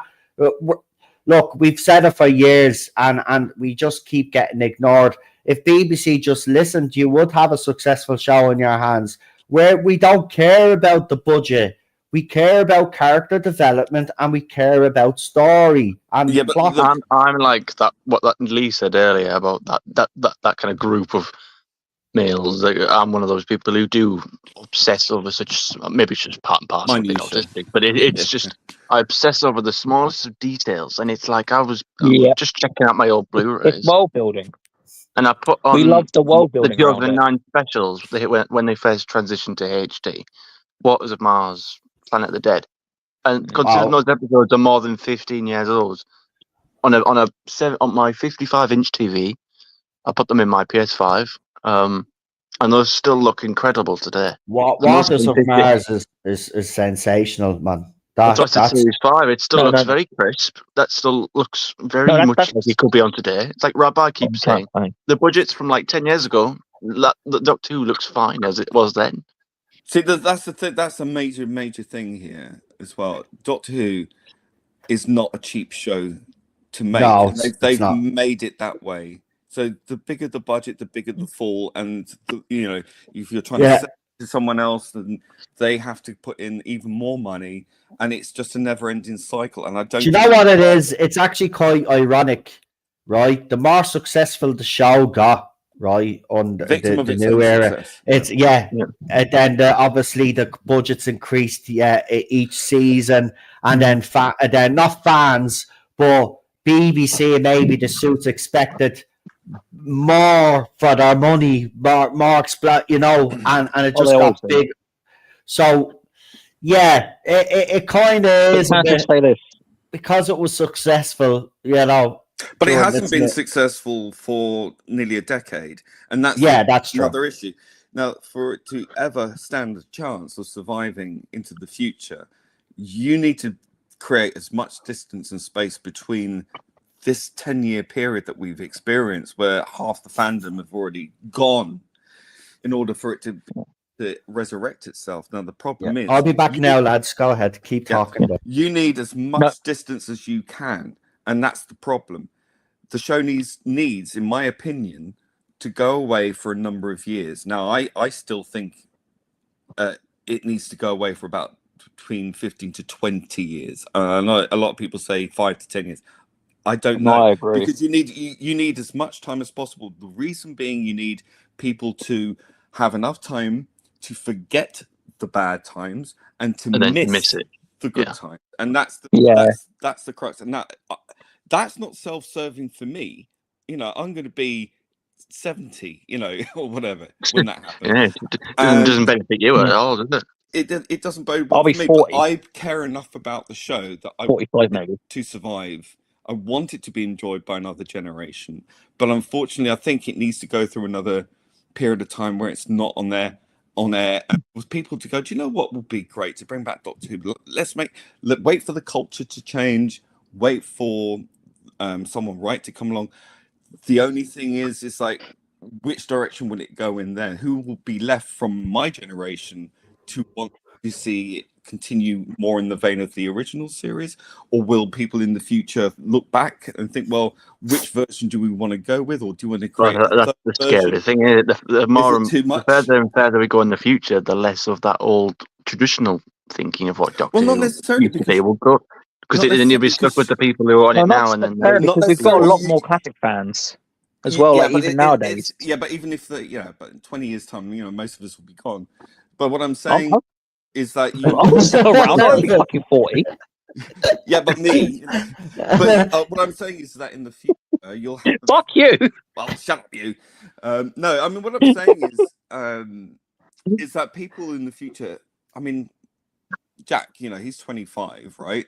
And he loves the classic series more than the New Who series now. And I think that's going to be true of a lot of people. So I think anyone serious about Doctor Who would look back perhaps more to the original one, not as a matter of looking back and in rose-tinted glasses, but as a sort of very, it has to be true to the source material. I think there would be people that it's like in the old archaeology, you look back and you go, well, we want to get the more authentic. And people who restore furniture will often restore it back to what it was originally, rather than yeah. I mean, it's like me as well. Like, I would say objectively, Tom Baker is the best Doctor. He's not my favourite Doctor, but objectively, I would say that's one. Same with Classic Who. I would say objectively, Classic Who is stronger than New Who, even though the 2005 2010 is my personal favourite. I can separate my favourite from what I would consider the general.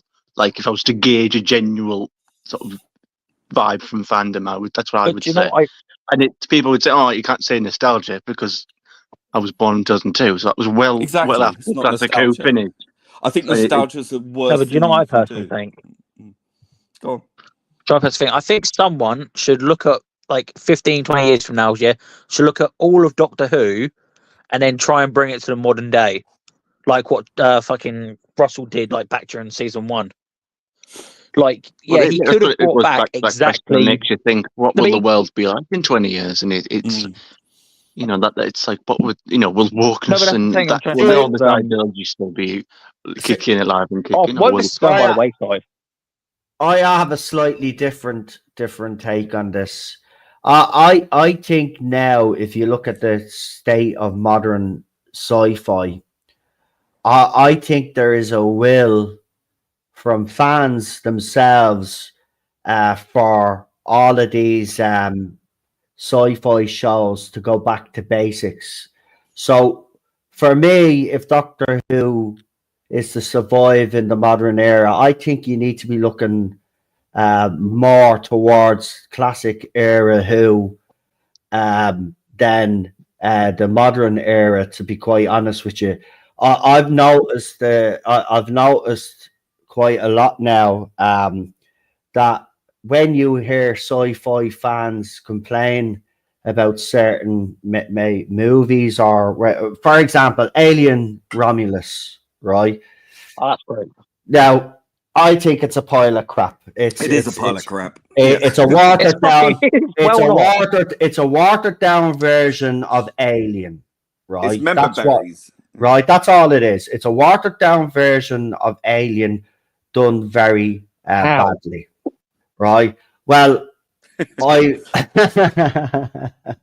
I'm not having this. You can say that about every Alien. Right, listen. I'll tell you what. I'll tell you what, right? Jack wants to come on and actually do a stream on this, and we're going to organise it. It's just the stuff has gone on, and let's just say the stream was put off for a while. So I'll go and speak to Jack. I'll bring you on again, President Lemon, and you could tell us why we're wrong, because Jack agrees with me. It's a pile of crap. And you can educate us on why you think it's great. Because I can tell you now, right, the first two Alien movies are untouchable, right? That's what I'm trying to bring up. David Fincher's director's cut of Alien 3 is slightly better than the cinematic release, but it's still a shit movie. Resurrection. It's okay. I'm going to disagree again. Alien 3 is fantastic. I like Alien 3. Right, yeah. Resurrection. I love Alien 3. Resurrection is an abomination. No, that's an abomination. Right. It's funny because I have a guilty pleasure of quite liking. No, I do. Listen. Oh, shut up, Cinnamon. Listen, it's a shite movie, Lee, but I do agree with you. There's certain scenes in that movie that I think are absolutely fucking out of this world, right? So I do agree with you. And David Fincher's director's cut is way better than the cinematic release. But if you compare them to the first two movies, there is none, right? So it's look, I was excited for Alien Romulus And after I watched it, I was like, "What the fuck did I just watch?" That whole I feel like we've scene been there, lost for R2. I was so that whole disappointed. scene where she's floating, is floating through whatever it was she was That was floating. awesome. No, that was ridiculous. It's retarded. That was I'm awesome. sorry. No, No, this is the problem I was trying to bring up. No. This is the problem I was trying to bring up here. Everyone, with any alien anything that comes out, they always try and compare it to either the first movie or the second movie. If they go for because they're the horror, benchmark. everyone tries to say, "Oh, they're trying to do Alien," or if they go Yeah, for but more hold on. action, "Oh, they're trying to do Aliens." But hold It's like- on. But hold on. They're the benchmark. Those two movies are the benchmark. So if you're going to make a movie, an alien movie, if it doesn't reach the benchmark of either of those two movies, there's no point doing it. And I have to say, Okay, but either if it tries to Prometheus- reach the bench, I so if it agree, tries to reach the Prometheus- benchmark, you then try and say it's copying Aliens. You then just say it's copying Aliens. But it is. They didn't come up with that in original. I understand. What was So original you're saying, about it? Wait. You're saying you're trying to bring up the benchmark, but it's like when you do try and do that, you're copying Aliens. Oh, so do you want something different, or do you want the same thing? No, but there's a verisimilitude, right? That has to be there. The thing is, that I saw it as a vehicle for pushing the black goo nonsense, and it's like anything to try and harken it back. Yeah, to, I don't like that stuff, all but- the Prometheus and all that crap. And I think that really undermines it, and also getting all the little buzzwords, all the little clips, get away from her, you bitch, and and all the other stuff, and it's just line for line lifted from. That is so corny. Look at Ridley Scott coming back to the Alien franchise was the biggest mistake that the studio made. It's like RTD coming back to Doctor Who. Alien Covenant had good moments in it, but it was absolutely ruined. I like that movie as well. And destroyed. For the simple fact is the point that he was actually trying to make Ridley throughout all those movies was God created man created android created the alien, right? Man created God. Okay. Now, so what you basically done there is you took away the mysterious nature of the xenomorph, the alien, because when we watch that first movie and they find the ship, we're all intrigued. We are, because we don't know the exact history behind it. But what Ridley Scott has tried to do is he's tried to explain it all, and instead of actually improving on it, he's actually destroyed it. What movie we should have got was we should have got the finishing story of Ripley, right? The alien should have eventually gone to Earth. The what's his name? The fella that did District 13, right? The director, he wanted to do an Alien 4, bring it back, all the old characters back. That He looked knew great. he was going to come back. He showed the concept designs for it. And Ridley Scott, in my opinion, got a bit jealous what he saw, and he said, fuck, it's my franchise. I'm the original creator. I'm going to come back, and I'm going to do it my way. And we got Prometheus. And while Prometheus has some good moments in it, it absolutely fucking... It's a shit movie if you actually analyze that movie properly. It's shit. But because you can see where it's going. I don't think they actually took the mysteriousness away from the alien, though. I think. Well, no, what they did was they took the original what, xenomorph, and then they just like, but around in space. If you listen to Romulus, we killed it off screen. No, if you listen to Romulus, yeah, the two aliens from Covenant and, not really, like at the end. The fucking Prometheus, they're not the actual xenomorph, they're like alternative pathways that they could have evolved from, because what the black goo does is it makes like xenomorph style creatures. So with the black goo, it actually expands upon xenomorph lore. We don't know where the xenomorphs come from personally, like the original ones. We just know this black goo creates xenomorph like creatures, like the sort of the yeah, but why explore that? What was the point? It's also scary in my opinion. Like there's this I think it just touches you, it changes your being. I actually think it's cheap, and to be quite that's just my personal opinion. But look, I don't want to get bogged down on this because I can see you're really passionate about it, and so is Jack. Oh, I love Alien. What we'll do is we'll organise that stream. When you do a stream, I'll be here. And you will be here. Yeah, no, come on, I welcome it because I want to hear obviously a different point of view. So absolutely. But I let's look bring forward it. to that new Alien Earth. Oh, well, Oh, I've never even seen an alien movie, so yeah. right. Listen. Right. Okay. If they can manage to, it should have been to called actually, Alien Invasion. Just saying. Okay. listen, yeah. But here's the thing: if they can actually make an alien show without the politics and I mean the woke politics, you know, the bullshit, then I will give it a go. But I have to say, Romulus has kind of left a bit of a sour taste in my mouth for art and Alien right now. Got to be quite honest with you. Well, they're actually basing it off one of the old books. Is the Yeah, new show? which is There's one book called great. Earth High. Yeah, but you know yourself, President Lemon, right? Now, you've got to be honest here, right? When they do books today, right, they insert needless wokery. No, but it's not a book from into them. today. It's a book from back in the 80s. Yeah, but when they do it Yeah, that was the one today, that I did to they analyze insert modern. Interview with the Vampire from Netflix. Yeah, but they insert modern. It might be a book from the 80s, but they'll insert some modern shite into it. That's what they do. That's how they have to make it work. So far, I can only speak from what I've seen from any like trailers and shots we've seen. It doesn't look like they're doing that. Right. Well, if they don't, then they'll have a success on their hands. I haven't seen a single woman actually. Because here's the biggest trailers. mistake that Ridley Scott actually made. Because he said this in an interview.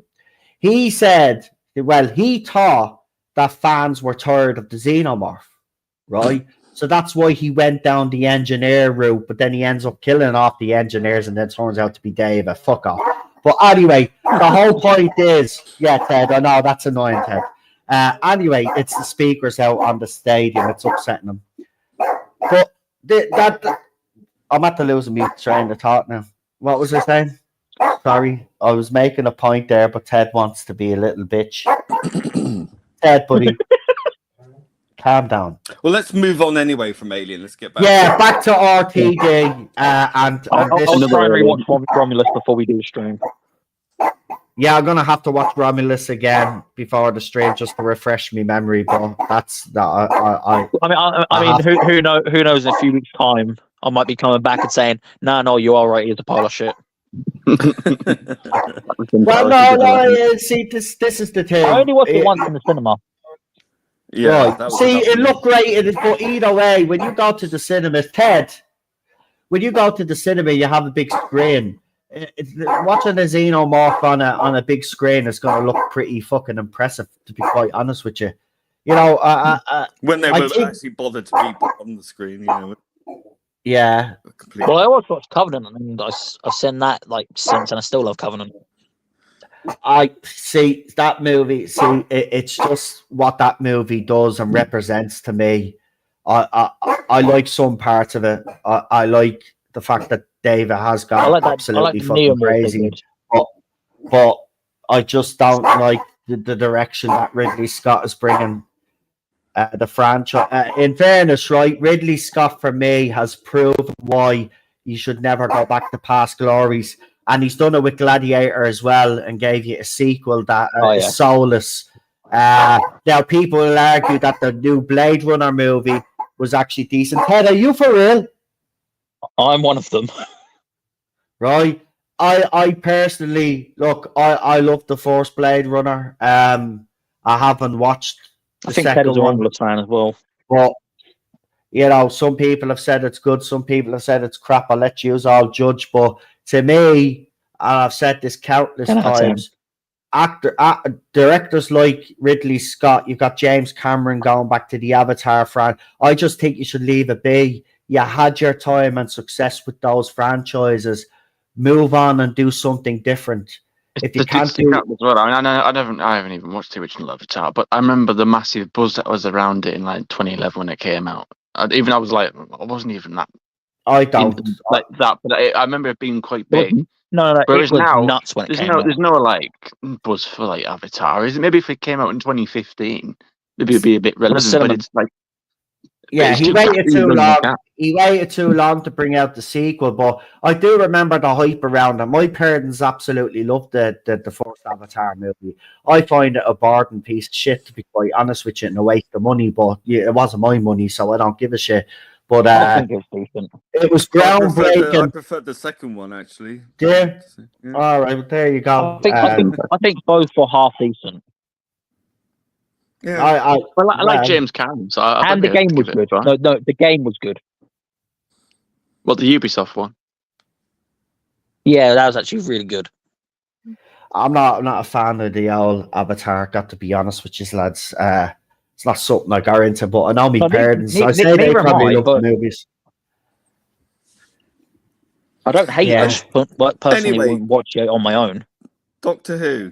Yeah, back to Doctor Who because it is a Sorry, Doctor guys. Who stream, and See, I people. was trying to get away from it.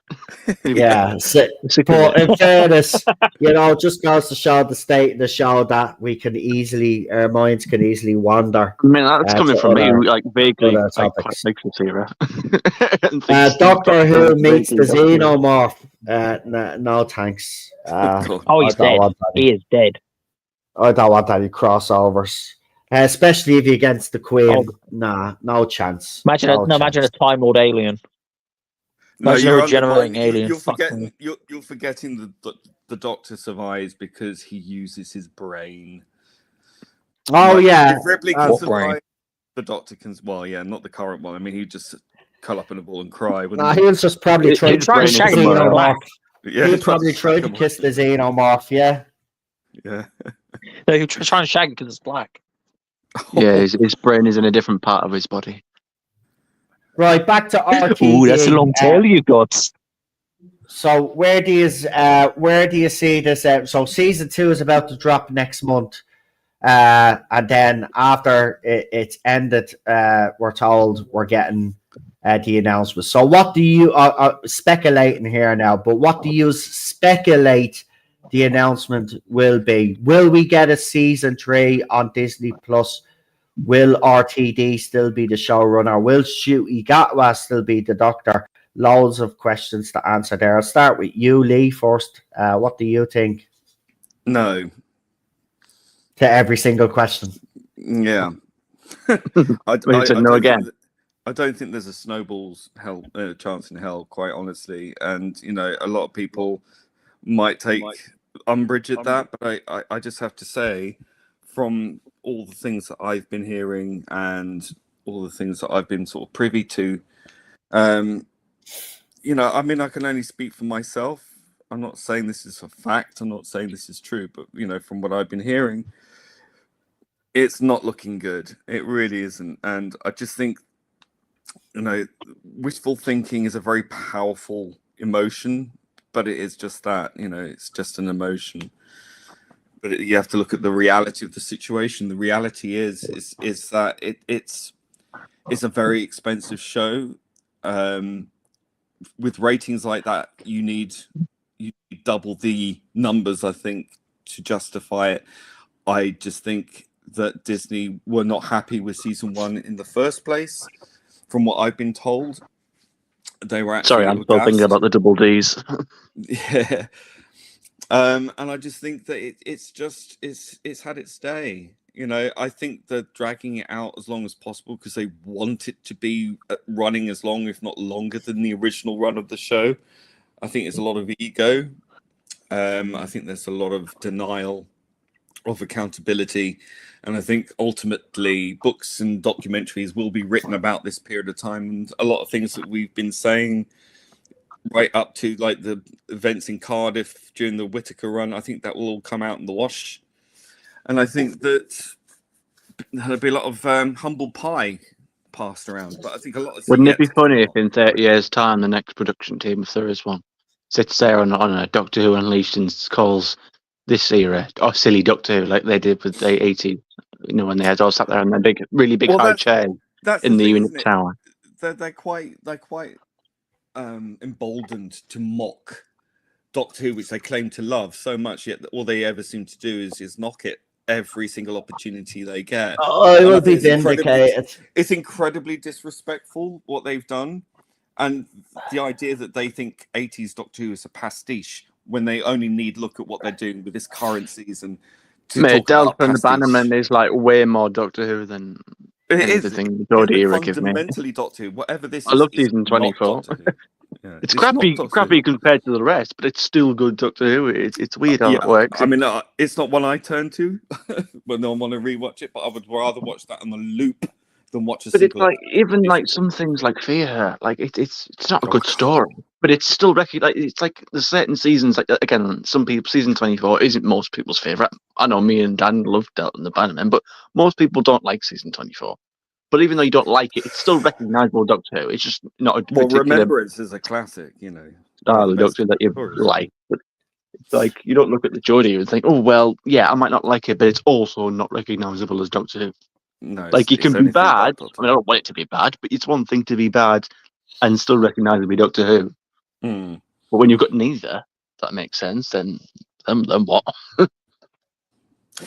Yeah, for me, it's just not Doctor Who. For me, I've always struggled with New Who, quite honestly, with you, because I just don't see the connective tissue, and especially nowadays, I really don't see any of it. Oh, they're definitely two separate entities. I mean, classic really used to I play don't get that. what I mean, it was, how it's can not you sit there and think? Imagine watching like a Hartnell episode and then going straight from a Hartnell story to then watch from Rogue. Yeah, Like, and then telling me that like that's the same character. There's no Like, don't get me wrong, I'm one of the few people that actually quite like Ncuti's Doctor. He's got a few moments, and then he lets me down, and it's like, do you know what? I'm like one of your biggest fans, and then you go and fucking do that.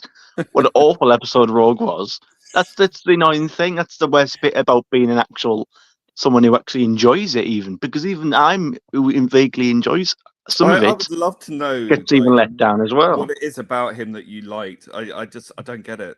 Sorry. I think it's just it will be a generational thing. I quite like it's maybe it's not so much. I think he just wanted to give him a chance. That's what I wanted as well. Well, I did, you know. Yeah, I think everybody did, though. Even I did. No, but even the things like the honey. I said at least. Oh, it bothers I me. said at least we got a man back in the role. I think that's what I'm getting at. I don't know if it's just the language or if it's just. I did again him being all, oh yeah, honey. I mean the over the top. I mean again, it's they had it work in some bits and then it didn't in others. So in some instances, like when he's being a little bit serious, that's when he's really. I think he's good. But then you get Rogue and he's just. Yeah, I defended him in a few episodes myself. I so aggressively looking after Jonathan Groff, and it's just like. But what I think it is he keeps trying to be like, you know, best friends with I forgot her name even, Ruby. You know, he tries to be all best mates when the doctor shouldn't just be your best mate. He should also be kind of like a professory type. He's thousands of years old, you know, whatever he is now. We don't. Yeah, well, even more now. He's probably billions. Like, yeah, and all of a sudden, he's dancing at raves now. Best mates, besties. Let's go do our nails. Let's go do the same man. Another point that I think Rabbi's mentioned that he's not alien enough. Like again, this is the point of me that I like some bits of him, and I definitely don't like other bits. Well, he's too normal. Like he doesn't stand out. He fits in. Like this at all, doesn't he? He very fits in with the sort of. She was very clear about what was the Doctor, Verity Lambert, and she, you know, she even criticised, you know, poetry and all that. But she was very. What was it she said? She said like H.G. Wells' Father Christmas, and like fucking something else all rolled into one. Yeah, and that's not what this is.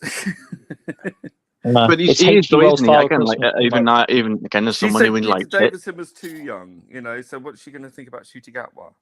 Oh, imagine that. If everything was alive today, right? None of this. She'd be the biggest. She'd go down. What was it you shared on Twitter? Sydney Newman was like was scathing, like rant, kind of almost like about J&T, and it's like, and that was like, again, people at the time had issues, but if that's what you thought about, if Sydney Newman thought that about like the later stages of Classic Who, God knows what he would think of it now.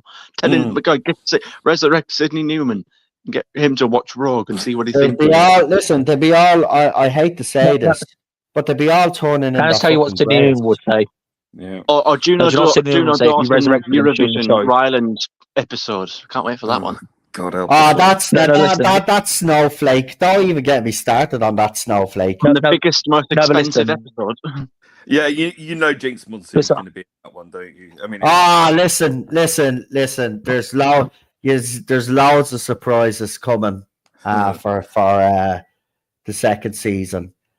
Some of you will Not be a good shocked surprise. at one Not the good particular surprise, but I'm not going to say No, it. but can I Being sworn to can I just say secrecy. this? I can quote you what Sidney Newman would say if you resurrected him during the show. He'd say the exact same things fucking Christopher Eccleston said. Sack Russell T Davies. Sack Jane Tranter. Get Yeah. that. Yeah, but here's the thing. I would have if that happened. Look, I'm one of those stupid fans, and I will say I am stupid for the fact that I know how much You're in good damage company. is done, but I don't want Doctor Who to go away. I want people to understand that it'll be while people will celebrate that it is because it's protected and rightly so. I will be devastated. I will be sad. It'll be a sad day. Nobody But the wanted fans will this. still be making stuff. Nobody wanted this. Well, Nobody it's wanted been this. definitely a decade, to be fair. I know. Yeah, I know. I get that, and you're right. But I've always, as you know, I've always been, and even you, Lee, we'd always try to be optimistic. You know, Well, for every season. That was sucked out of the room when Very first episode of every season. Yeah, Chibs would trick you I'm because sure his that first happened. episode would be half decent, but his second episode be absolutely dog shit, and that's what. But we gave it a chance every time. But it's this is what I was kind of getting at a while ago. It's like some people are completely checked out to the point where even if something like if they see something and think, oh, that's awful, but like, because they're so checked out and they're so not connected, it doesn't bother them as much. Whereas I feel like it's the hope that kills you, because you've got me who's still quite like, I look at that trailer for the second season. To me, it looks better than the first one. It looks a little bit more Doctor Who like. I ain't even watched the full trailer. I don't see anything Doctor Who about any of it whatsoever. Nothing. I ain't seen the last that film alone as well. Character. Things people don't like the cartoon character, but I think that's like quite a genius idea. That seems But to me like I actually like no. that. I think it has no business in Doctor Who personally. That's you don't what like I- book being in Doctor Who, despite the fact that there's been many of them. here's the thing, right? If you want to make a cartoon Doctor Who, right, for the kids, go ahead, knock yourself out. Make a proper cartoon and leave the show for us and families. It looks whatever. like something that belongs in a Right. horror movie or something, you know. Yeah, but I approach it as I quite find something. I find those like very early kind of cartoon, early 18th, 19th century silent I know films. they are scary, Quite- freaky. Yeah, there's something creepy about them, and if they come You into mean life, 1920s? No, I'd say the Yeah, problem that is kind of the style. animation style looks a bit too Cuphead. It doesn't actually look like a 1930s cartoon. It No, looks I a bit needed to be black and white as well, very grainy. Yeah, with absolutely. lines going across it, you know. yeah, have it like Well, they should have I animated the old style. still think it has no, personally speaking, because we're going into the realms of fantasy, horror, all this shit. I don't think that a bit of horror in Doctor Who absolutely with science fiction works.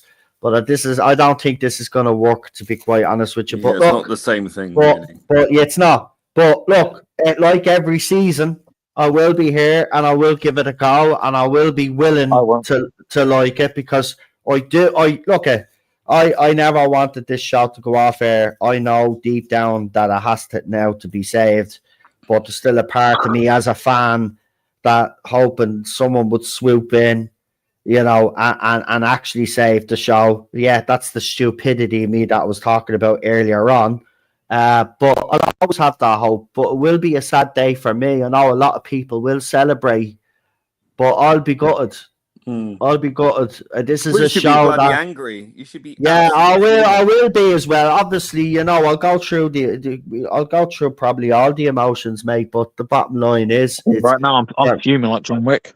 for me, it's going to be. I've grown up with this show all my life, right? Don't It ever came let back. them forget. That's the key here. Don't ever. That, let and them I'm not forget. going, but this is the thing as well, and I'd say this to all fans as well, though. You know, don't let it ruin your enjoyment for anything Doctor Who moving forward, though, if it does go away. You know, I watch Classic Who. I watched the 2 Peter Cushing movies just recently. No, that's Oh, they're fab. You know, been watching Doctor Who. I haven't stopped. I've been watching Classic Who. I'm not going to stop. I've been watching some new Who as well up to a certain point, but I've been watching. I'm not going to let these people take away what I enjoyed. And yeah, Lee is right. Look, they're two different Doctor Who's, right? I do like the modern era. I prefer the classic era, of course, because that's the true nature of the show. I always knew for the new Who era they had to do things slightly different, but the classic era wouldn't have worked back then. I think it'd work now. That's what I believe. I think going back to basics, going back to the core, I think would work today. I don't think you need to make this big. But look, for me, it will be a sad day. But I want people to always remember this. Don't let them, because they've won then. Don't let them take away what you got from the show, right? Remember those feelings you had when you watched episodes, right? Don't let them take that from you. You'll always have that. And that's why I'm a bit more calmer now. Obviously, when I did the Timeless Child review, I broke down. I won't break down, but I will be sad. I will be devastated, and I'll probably reflect like a lot of fans of what's happened. And then the anger will set in, as Lee rightly said. I will be angry, but I've already pointed the fingers at people who I think are to blame for it already. But I'll continue to do that. But as I said, it's not just the showrunners. It's these lick arse fans as well that were in a privileged position that could have spoke up. Because as I said, if fans had spoke up in the early days, we wouldn't be here today. They'd have to eventually listen, right? Because, Disney listened, right? I know that's hard to believe. Disney did listen. The Mandalorian was born out of fan frustration and fan anger, and they listened, and they gave the Mandalorian. I know the Mandalorian ended up going shy. Season 1, though. But Season 1, let's be honest, Season 1 was actually very good TV. It was brilliant TV. So, it was great until he took his helmet off.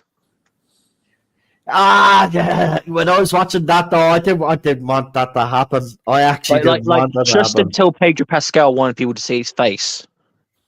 And then we wanted not to see his face. Yeah, because then he started. But that's the whole thing. His character is like, I never show my face to a living being. So you could have done like a Judge Dredd style thing where we never see his face. Well, you know why you don't see his face? Because to put the helmet on, he had to cut his nose off. That's in the comic books. Yeah, there you go. See that? We got really good people on here that know their shit. Anyway, look, as I said, don't let them take their memories away from you.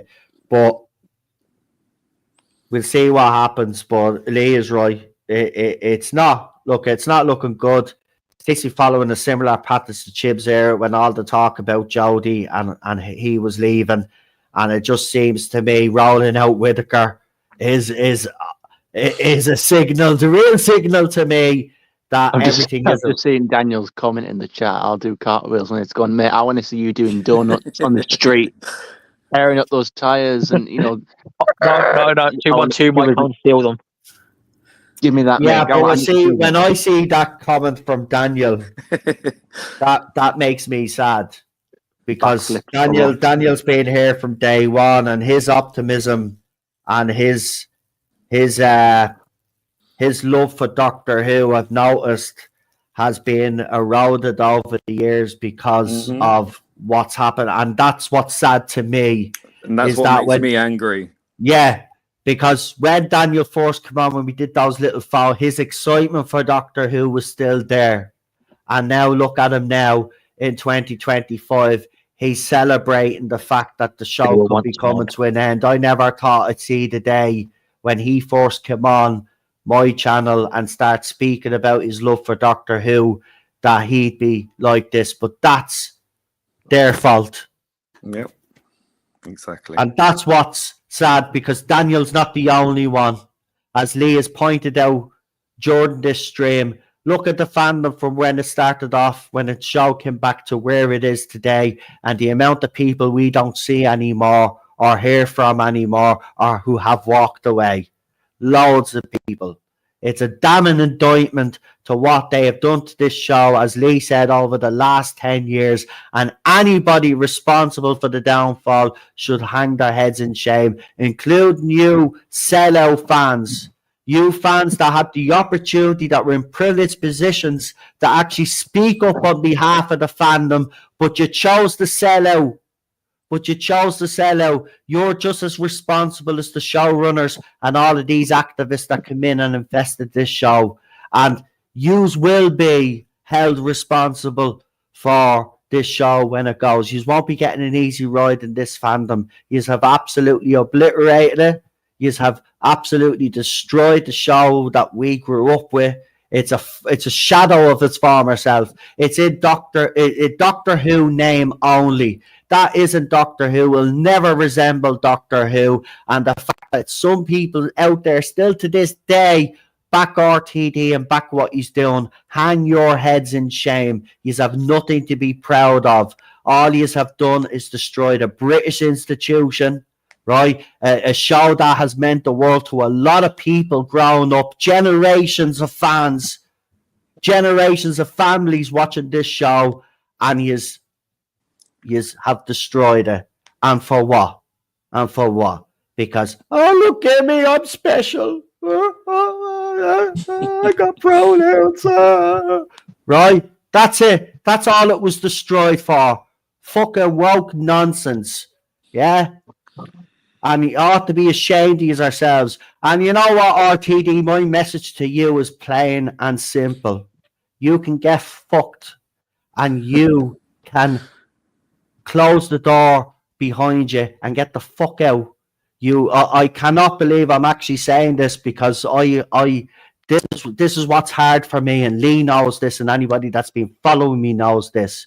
If RTD hadn't brought the show back, I wouldn't be here talking to you. So I always give him the credit for keeping me around, because he brought this show back. If anybody thinks that this is easy for me to attack RTD and to criticize what he's doing for the show, I can tell you it kills me. It kills me. But I have to speak up. I have to tell people how I feel, because if fans like us don't speak up, they get away with it. It's at least out there, Jodie Whittaker acknowledged that people talked about her, and she even referenced Chaos in Cardiff. I was the one that broke that, by the way. You all know that anyway. But the fact that they're still talking about it today, you know what, put a little fucking smile on my face, because it's obviously been playing on her fucking mind all these fucking years. But the bottom line is, she was dumped. So was Chibnall, and that show was getting canned and was getting cancelled. And Dan from the Spacebook and Gary from Neurotics will back me up on that, because they were reporting the same fucking thing as well. It was getting shelved, and then that prick came back, and the rest is fucking history. It should have died there and then. Actually, Jack said the proper ending for it was the 50th anniversary. Probably right. It should have probably ended after the 50th anniversary. That would have been a nice end, actually. It never reached the same. And no, it didn't.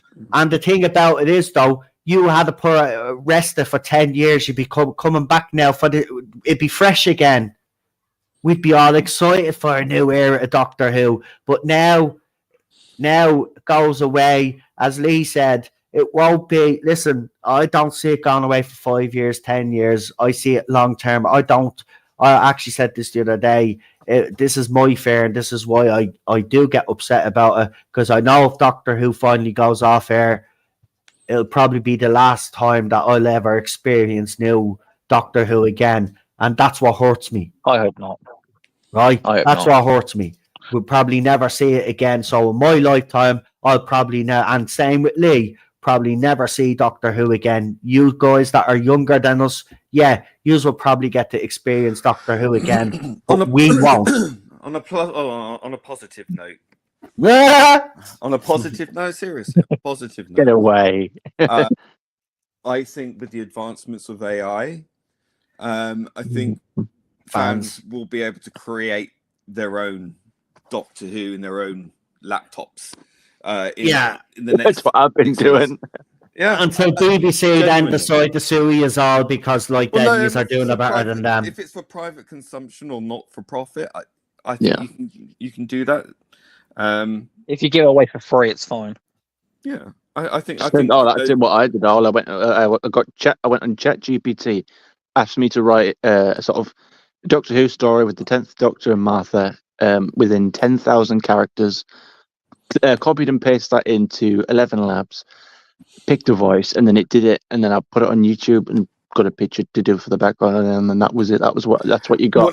Whatever you're happy with. Look, I think the future of Doctor Who is in the hands of the fans, and I think that the future of Doctor Who will be in creating your own adventures, and I think that your imagination can go wild, and I think that you're not going to be beholden to a bunch of people making silly decisions. You can make your own silly decisions or your own genius decisions, and it'll all be down to you. And I think that personal connection to the show will be able to filter into whatever you want it to be. No, I agree with you. I will agree with you. You are right. That is positive. And I will agree because we touched on it here. I do think the future will be fans. The only thing is that I actually do believe we're in this position because of fans. Because, I agree. Because some fans. Well, some. Well, don't forget RTD was a fan, allegedly. Yeah.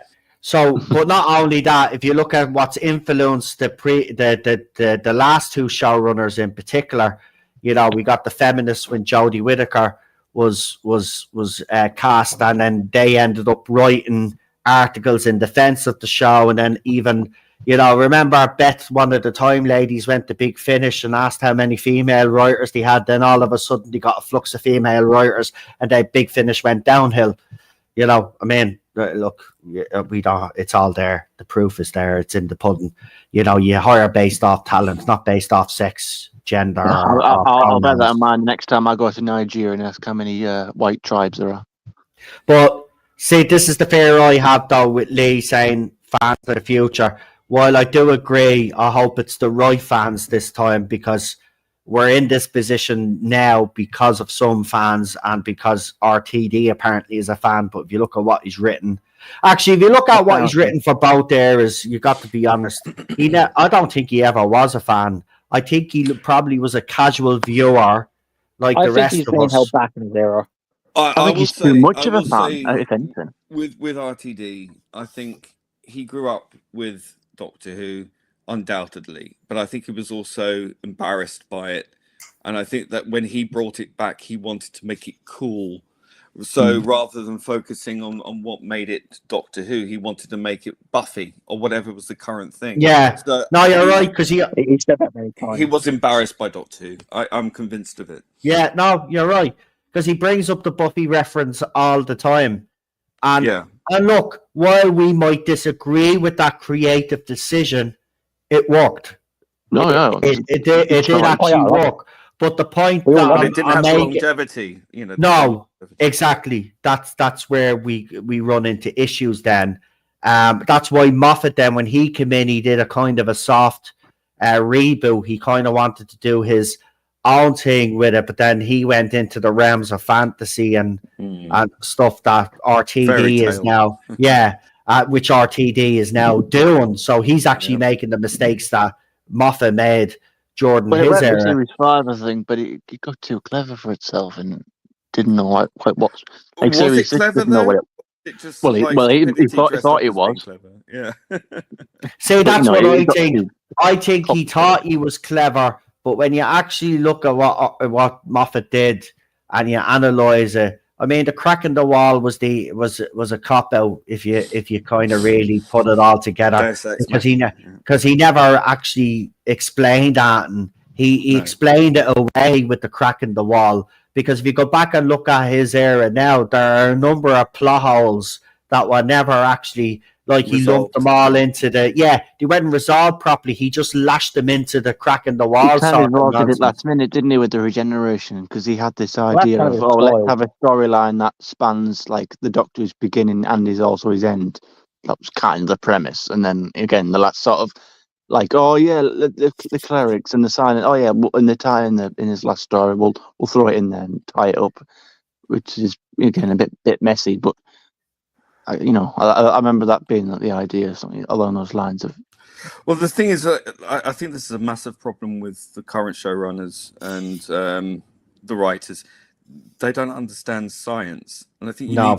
you need at least a bare minimum understanding of certain scientific I concepts to make it actually think believable. Yeah, too much fiction, not enough science. I think now. I think in modern era of TV, I think if you're doing a science fiction show, it wouldn't kill you to bring an expert in on Like they used to actual. do. Yeah, Exactly. you know, and then that way, then they can make it more convincing, and that's what I loved about the That's what they classic. did, wasn't it? Kit Pedler was basically the same thing with the Cyberman. He Yeah, based he on- understood Yeah, science. that was based on like Science medical behind that. technology that was coming out. Yeah, there was and it's what annoys me like about. I get a difference of opinion, but there's just certain things I'm like, no, like the whole thing about like, what was it? Yeah, What was it they Robert. were doing? The whole the pyramids of Mars and the Ncuti and Ruby sort of sat in the little time memory TARDIS, and he goes, oh, and they were looting. Like it wasn't. It was archaeologists like making discovery. It wasn't just looting and pillaging. You make again. White, Yeah, it's white revisionist people robbing history. Egyptian tombs. I mean, when you've got in a time travel show, Moffat saying, "Oh, we're going to make the world a world we would rather it would have been," than to tell a lie. I'm sorry, no. Verisimilitude requires truth and honesty, and the fact that you at a swipe of your pen erased the transatlantic slave trade to make London always diverse in Victorian England, it's ridiculous, and you've totally, but that they never think it through what the actual fallout of that is, do they? They just say, "Oh, that looks good," or people will love them, and they don't think it through. They don't think the consequences of making London in Victorian England diverse is like, well, you're saying that the transatlantic slave trade never happened. It's the same crap Exactly. with having an Indian Well, they Isaac can't say that Newton or a racism black existed. Severus Snape. Like who sits there and think, yeah, Severus Snape, someone who's quite clean. I have to say in a book. something on that. Actually, I'm glad you brought that up. I know it's no. Harry Potter, but I just want to say, right? Does J.K. Rowling have any input in No, the casting? no. I think she does, doesn't she? Right. Yeah, that's well, what I was saying. there's none. I was led to believe that she was like a producer on it or something last time I right. was heard about it. So she's greenlighting all of this, then, folks. Right. So on one hand, she'll defend women's rights and all of this, which is a noble cause, and I'll always give her credit for that. But then on the other hand, then she buys into all of this. Well, yeah, but she's always remember, been she's left always- wing, though, isn't she's she? She's always never been been- right. She's Yeah. always quite, big lefty. It's only because she disagreed on this one subject that they, cancelled her. But too big to cancel. But Well, she's a tough always been- trans-exclusionary radical feminist. In fairness, though, I will say this, right? And I think people, because it's happened so many times, though, I can understand people's, hesitation and skepticism in relation to it. But just because they have cast certain actors and actresses for this show doesn't mean that the Harry Potter show itself isn't going to be a success. Remember, this is a huge franchise, and she does have input. There'll be certain things that'll have to be respected, and apparently, like, they're doing them properly. So the things that they couldn't do in the movies, they're going to be able to do in the show, because apparently it's a 10-year deal or something, 10 years of Harry Potter. So there's lots to get. So if it's done properly, can fans overlook? How can they get around that, though? If it's all in the same continuity and it's all connected to the movies, how can you go from having a white Severus Snape to a black one? Like, I don't think it was in the same Magic. before it's supposed to be a remake. like he probably didn't audition, but Adam Driver, like, kind of like if you stuck him in that black wig, it would look this bit of. No, I agree. I seen the picture. No. Someone did an actual. Is it an AI thing of wasn't it? Lawrence Fox and Adam Driver, and they looked like a good. Maybe not so much Lawrence Fox, but the Adam Driver one looked very similar. But Well, Lawrence forget- Fox is never getting. Don't I can't do the forget, mental gymnastics. Who J.K. sits there and Rowling thinks made Severus Snape Dumbledore- and thinks, oh yeah, let's get a black actor to play that character. Like it's insanity. J.K. Right, Rowling mate. retroactively made Dumbledore gay. It wasn't in the books, but it became written into the law. You know what I The mean? secret of did that. Dumbledore. She did that. Is that he was I like, can get behind that because it's the difference between.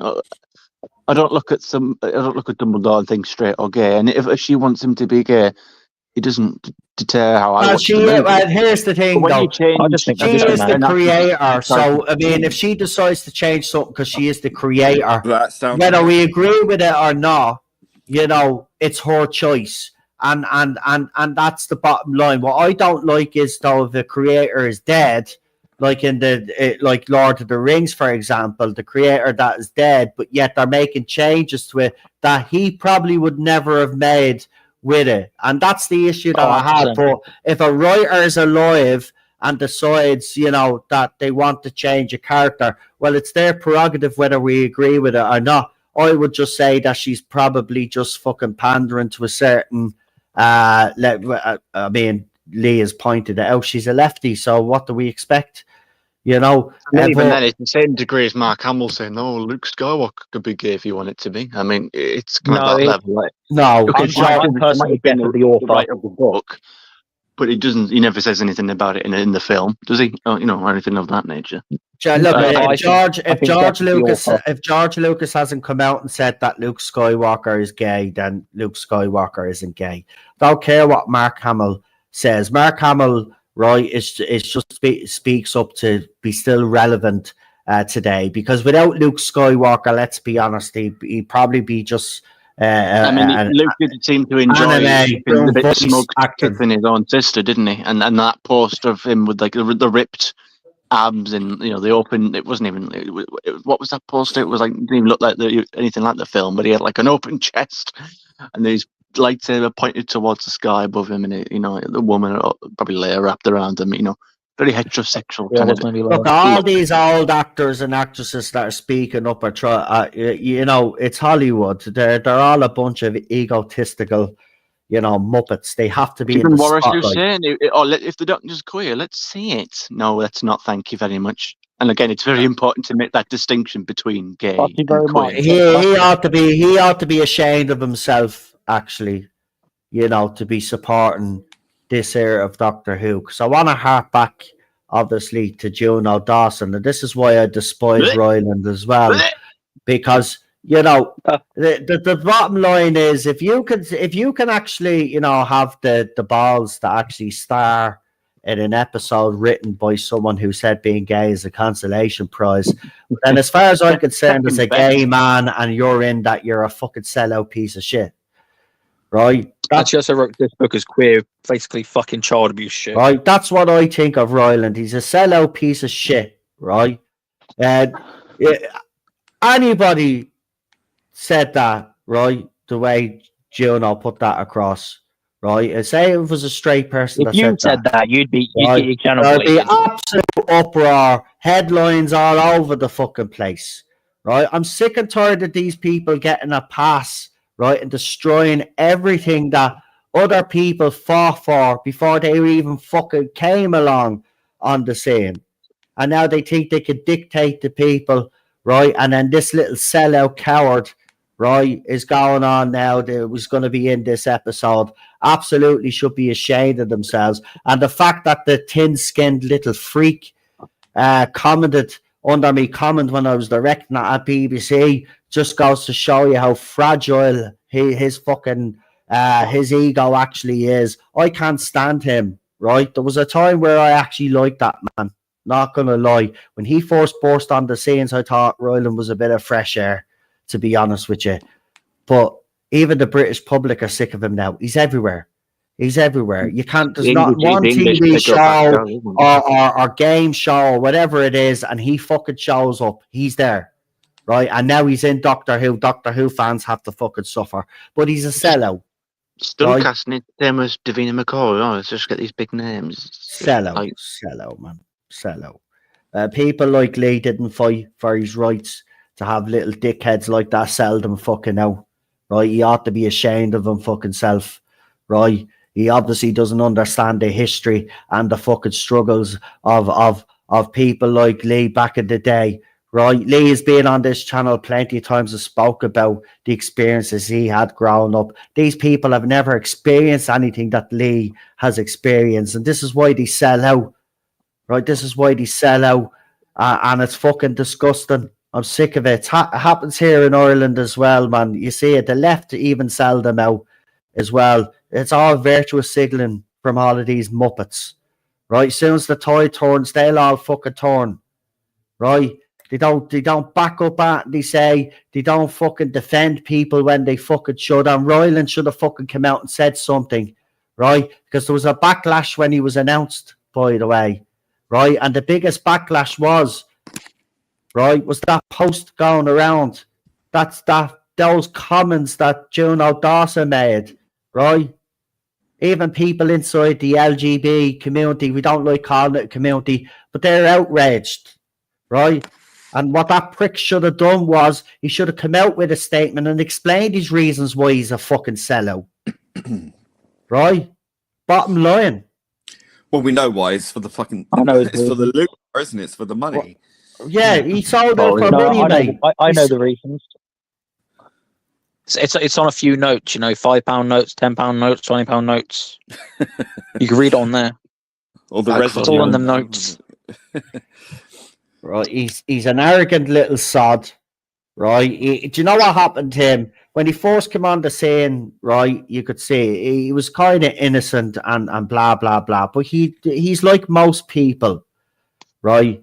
He lets fame get to him, and that's exactly what. And now he thinks he's better than everybody else, right? And I don't like people like that. And he is a sellout little fraud. And I can't wait for that. I can't wait to bash that episode because I know it's going to be again. Every episode I look at and think, okay, that looks like I might enjoy that. That one, the Eurovision Interstellar Song Contest. That's the only one that I think I'm dreading. That one. Well, apparently, I say vaguely Doctor Who. You've got spacesuits. You've got giant. Yeah, it's aired the same night. It's aired the same night as Eurovision, apparently. So. You know, it's going to be all of this big camp. And don't you think the BBC are going to be, you know, two shows I ain't going to watch. Still watching the BBC are going to be like, this is too much. This is too much. I think even for the BBC, this is going to be too much, and I think this is why. I'm not going to be watching the anti-Semitic song contest, so I'm not interested. No, but Eurovision and Doctor Who are two shows I ain't going to watch. They've hired actual racists to write for this show, actual homophobes to write for this show, racists and groomers, like British males who write this show. I'm not down with that. It's divisive, and for me, that's not in the spirit of Doctor Who. And all the original creators of the original run of Doctor Who will be revolving in their graves, and anyone who's still alive probably just has buried their heads in their hands, and there's not enough of them to actually. Except for Warris Hussein, he's a little sellout as well. It's a sellout, and I'm sorry, a man your age should know that the Q word. Many gay guys died with that word ringing in their ears, and the fact that they still use it. It's how did that become like an accepted word? They claim it. They want to claim it like no, they start using it themselves, and when people were criticising them, they said they reclaimed it. But Lee will know more. It was used as a political thing because we were called that, and it because it was such a word used in a way to beat us down. It was reclaimed to stop people using it. Right. It constantly, even on the BBC, they don't use the N word in the news on the BBC, but they use the Q word. Yeah. Is that interesting? It's a bit like it's similar to, I guess, football people call me smoggies, so we called it ourselves to, I guess, take it to, you know. Yeah, but there comes a point. There comes a point when you're like, look, there was no democratic vote on this. This was imposed. It's a horrible word from start. Yeah, it is. It's like the N word again. No one really should be using that word. No one should be using the Q word. It's just a word that others people. Yeah. You're just a gay man. It's not that you're. If you're, and this is what annoys me as well. Like you get people who aren't even gay calling themselves that word. I'm sorry. No. Yeah. When you've got Georgia Tennant using that word and calling us, she's a married straight woman. Yeah. I'm sorry. What are you making? You're a married straight blonde woman as well. Yeah, exactly. It's Well, like she was married You're as to a white ready man to when come. she first married him, but I question his manhood now. So Well, they to want let they you want know. they want Actually, autistic she people in might be that a lesbian with community, how don't David they? is now. I Davina seriously do Tennant. question that lot. But I anyway, don't know. But look, guys, I'm lads. gonna have to. I'm gonna have to Yeah, let you I'm gonna go. have to wrap up as well. So, Yeah. do you want to do your shout outs, Lee, before you go? If there's any. Not really. Just you'll find me banging Here, about various sometimes. channels sometimes, yeah, or Loitering around. Sphere sometimes, or When he feels like it, Lee Yeah. has to like the topic a bit and feel the topic before he comes on, which That's is it. fair. Which is channel fair. the topic. Channel the topic. That's it. Yeah. I'll be Yeah, on the for rub you- anytime. hand Thanks for it. again. Any work in the works? Any projects in the works? I should Don't say. talk to me about that. It's in my Oh. brain about to implode. So Jesus. All right. Well, that's right. I'll say no more. President guys. Lemon, a special. Oh, go on, Lee. Sorry. It's gone. Oh, he's gone. I Yeah, saw. sick of it. Right, President Lemon, our special guest. Do you want to shout out your social medias? If you have a YouTube channel as well, you can do that. I've just got a YouTube channel, and also I'm just starting the process of making my own short film. What's Where are it you called? from? You sounded So, like, Welsh for keep like an eye out 10 for minutes, that. and then now you sound English. Do I sound Welsh? Yeah. But Yeah, when you first came on, I thought when you you were like, first came on, you had a Are you fucking with us and putting on different accents? yeah, you went, No, I you went wasn't put Irish on and any then a bit accent. Welsh, and then like, now you're this. No, on this. No, but anyway, I'm working on a new short film. I've just finished the script, and I'm gonna start production in a few months. So Fantastic. hopefully, when there's more on that, I can get more. Right, well then, gonna be named Red when you have more info on it and stuff, and you're further along, if you want to come on and discuss it, I'm pretty sure people will be interested in the hear. Because to be honest with you, everything that out there is crap nowadays. So I think people welcome fan projects and productions. So yeah, look forward to that. Thank you, Cinnamon. Your That's me. turn. Oh, it's always Your my turn. Shout outs. Yeah, I've got a video coming up later. I'm gonna try and get them out a bit quicker. Normally, I was like doing it like upload, miss a day, then do the next part. I went like 9 days without uploading parts, so get them out quicker. Nearly done. I'm watching a few shows at the minute. I've watched Suicide Squad, both of them. I prefer the second one actually, so I'm going to try and maybe get a review of that out of the way soon. And I'm currently watching Peacemaker season 1. Again, that's another thing I want to do a review of. Get more reviews out there. Try and diversify the content. So, and then I suppose I said I'd do reviews for the season 1, and that never happened. But season 2 coming up soon. Yeah, well, we'll see how that one goes, I suppose. Yeah, but all of that under the same name. Yeah, Cinnamon Toast. Fantastic. And you can find me here. I'll be just right now, as I said, random stuff be going on here. I'm still throwing up the music, of course. I'm experimenting with different genres, so some of the songs might be a bit weird for some of your ears, but I'm just experimenting right now because I think I've got the trance, the whole trance genre done. So not done. I think I've got it perfected. Trying different things now.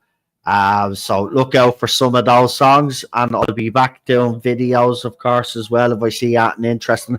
I still have to discuss the David Tennant stuff. We didn't get around to it today, so I'll do a little video on that. As I said, just give me time on that one. And yeah, we'll be back soon. I'm pretty sure there'll be more drama somewhere in the Doctor Who verse. Going on, transgender comic books going out to Peru or someplace like that. So we'll figure it out anyway. Thanks to Lee for coming on. We appreciate your company as always. And President Lemon, thank you. Cinnamon, as always. I'm going to head straight off now, so I'm going to leave it there, folks. Don't forget to like, share, and subscribe if you haven't subscribed already. And we'll be back for another engaging conversation soon. And further down the line, we will have that alien Romulus conversation, and I'm pretty sure it's going to be a good one because obviously we have opposing views. and our passionate views on it. So that's what I like, though. We like it because on here, as I said, I don't mind bringing people on that have different opinions to me. It's just you don't get many of them coming on, you know, because they just want to start arguing.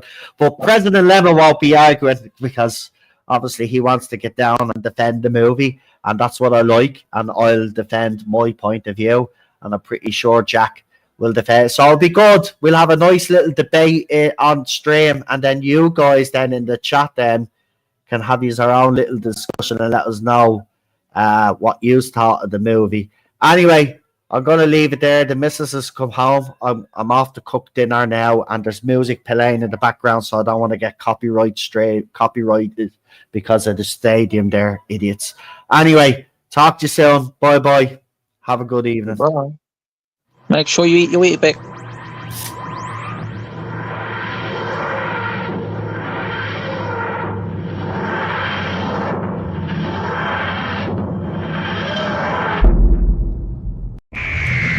We'll be right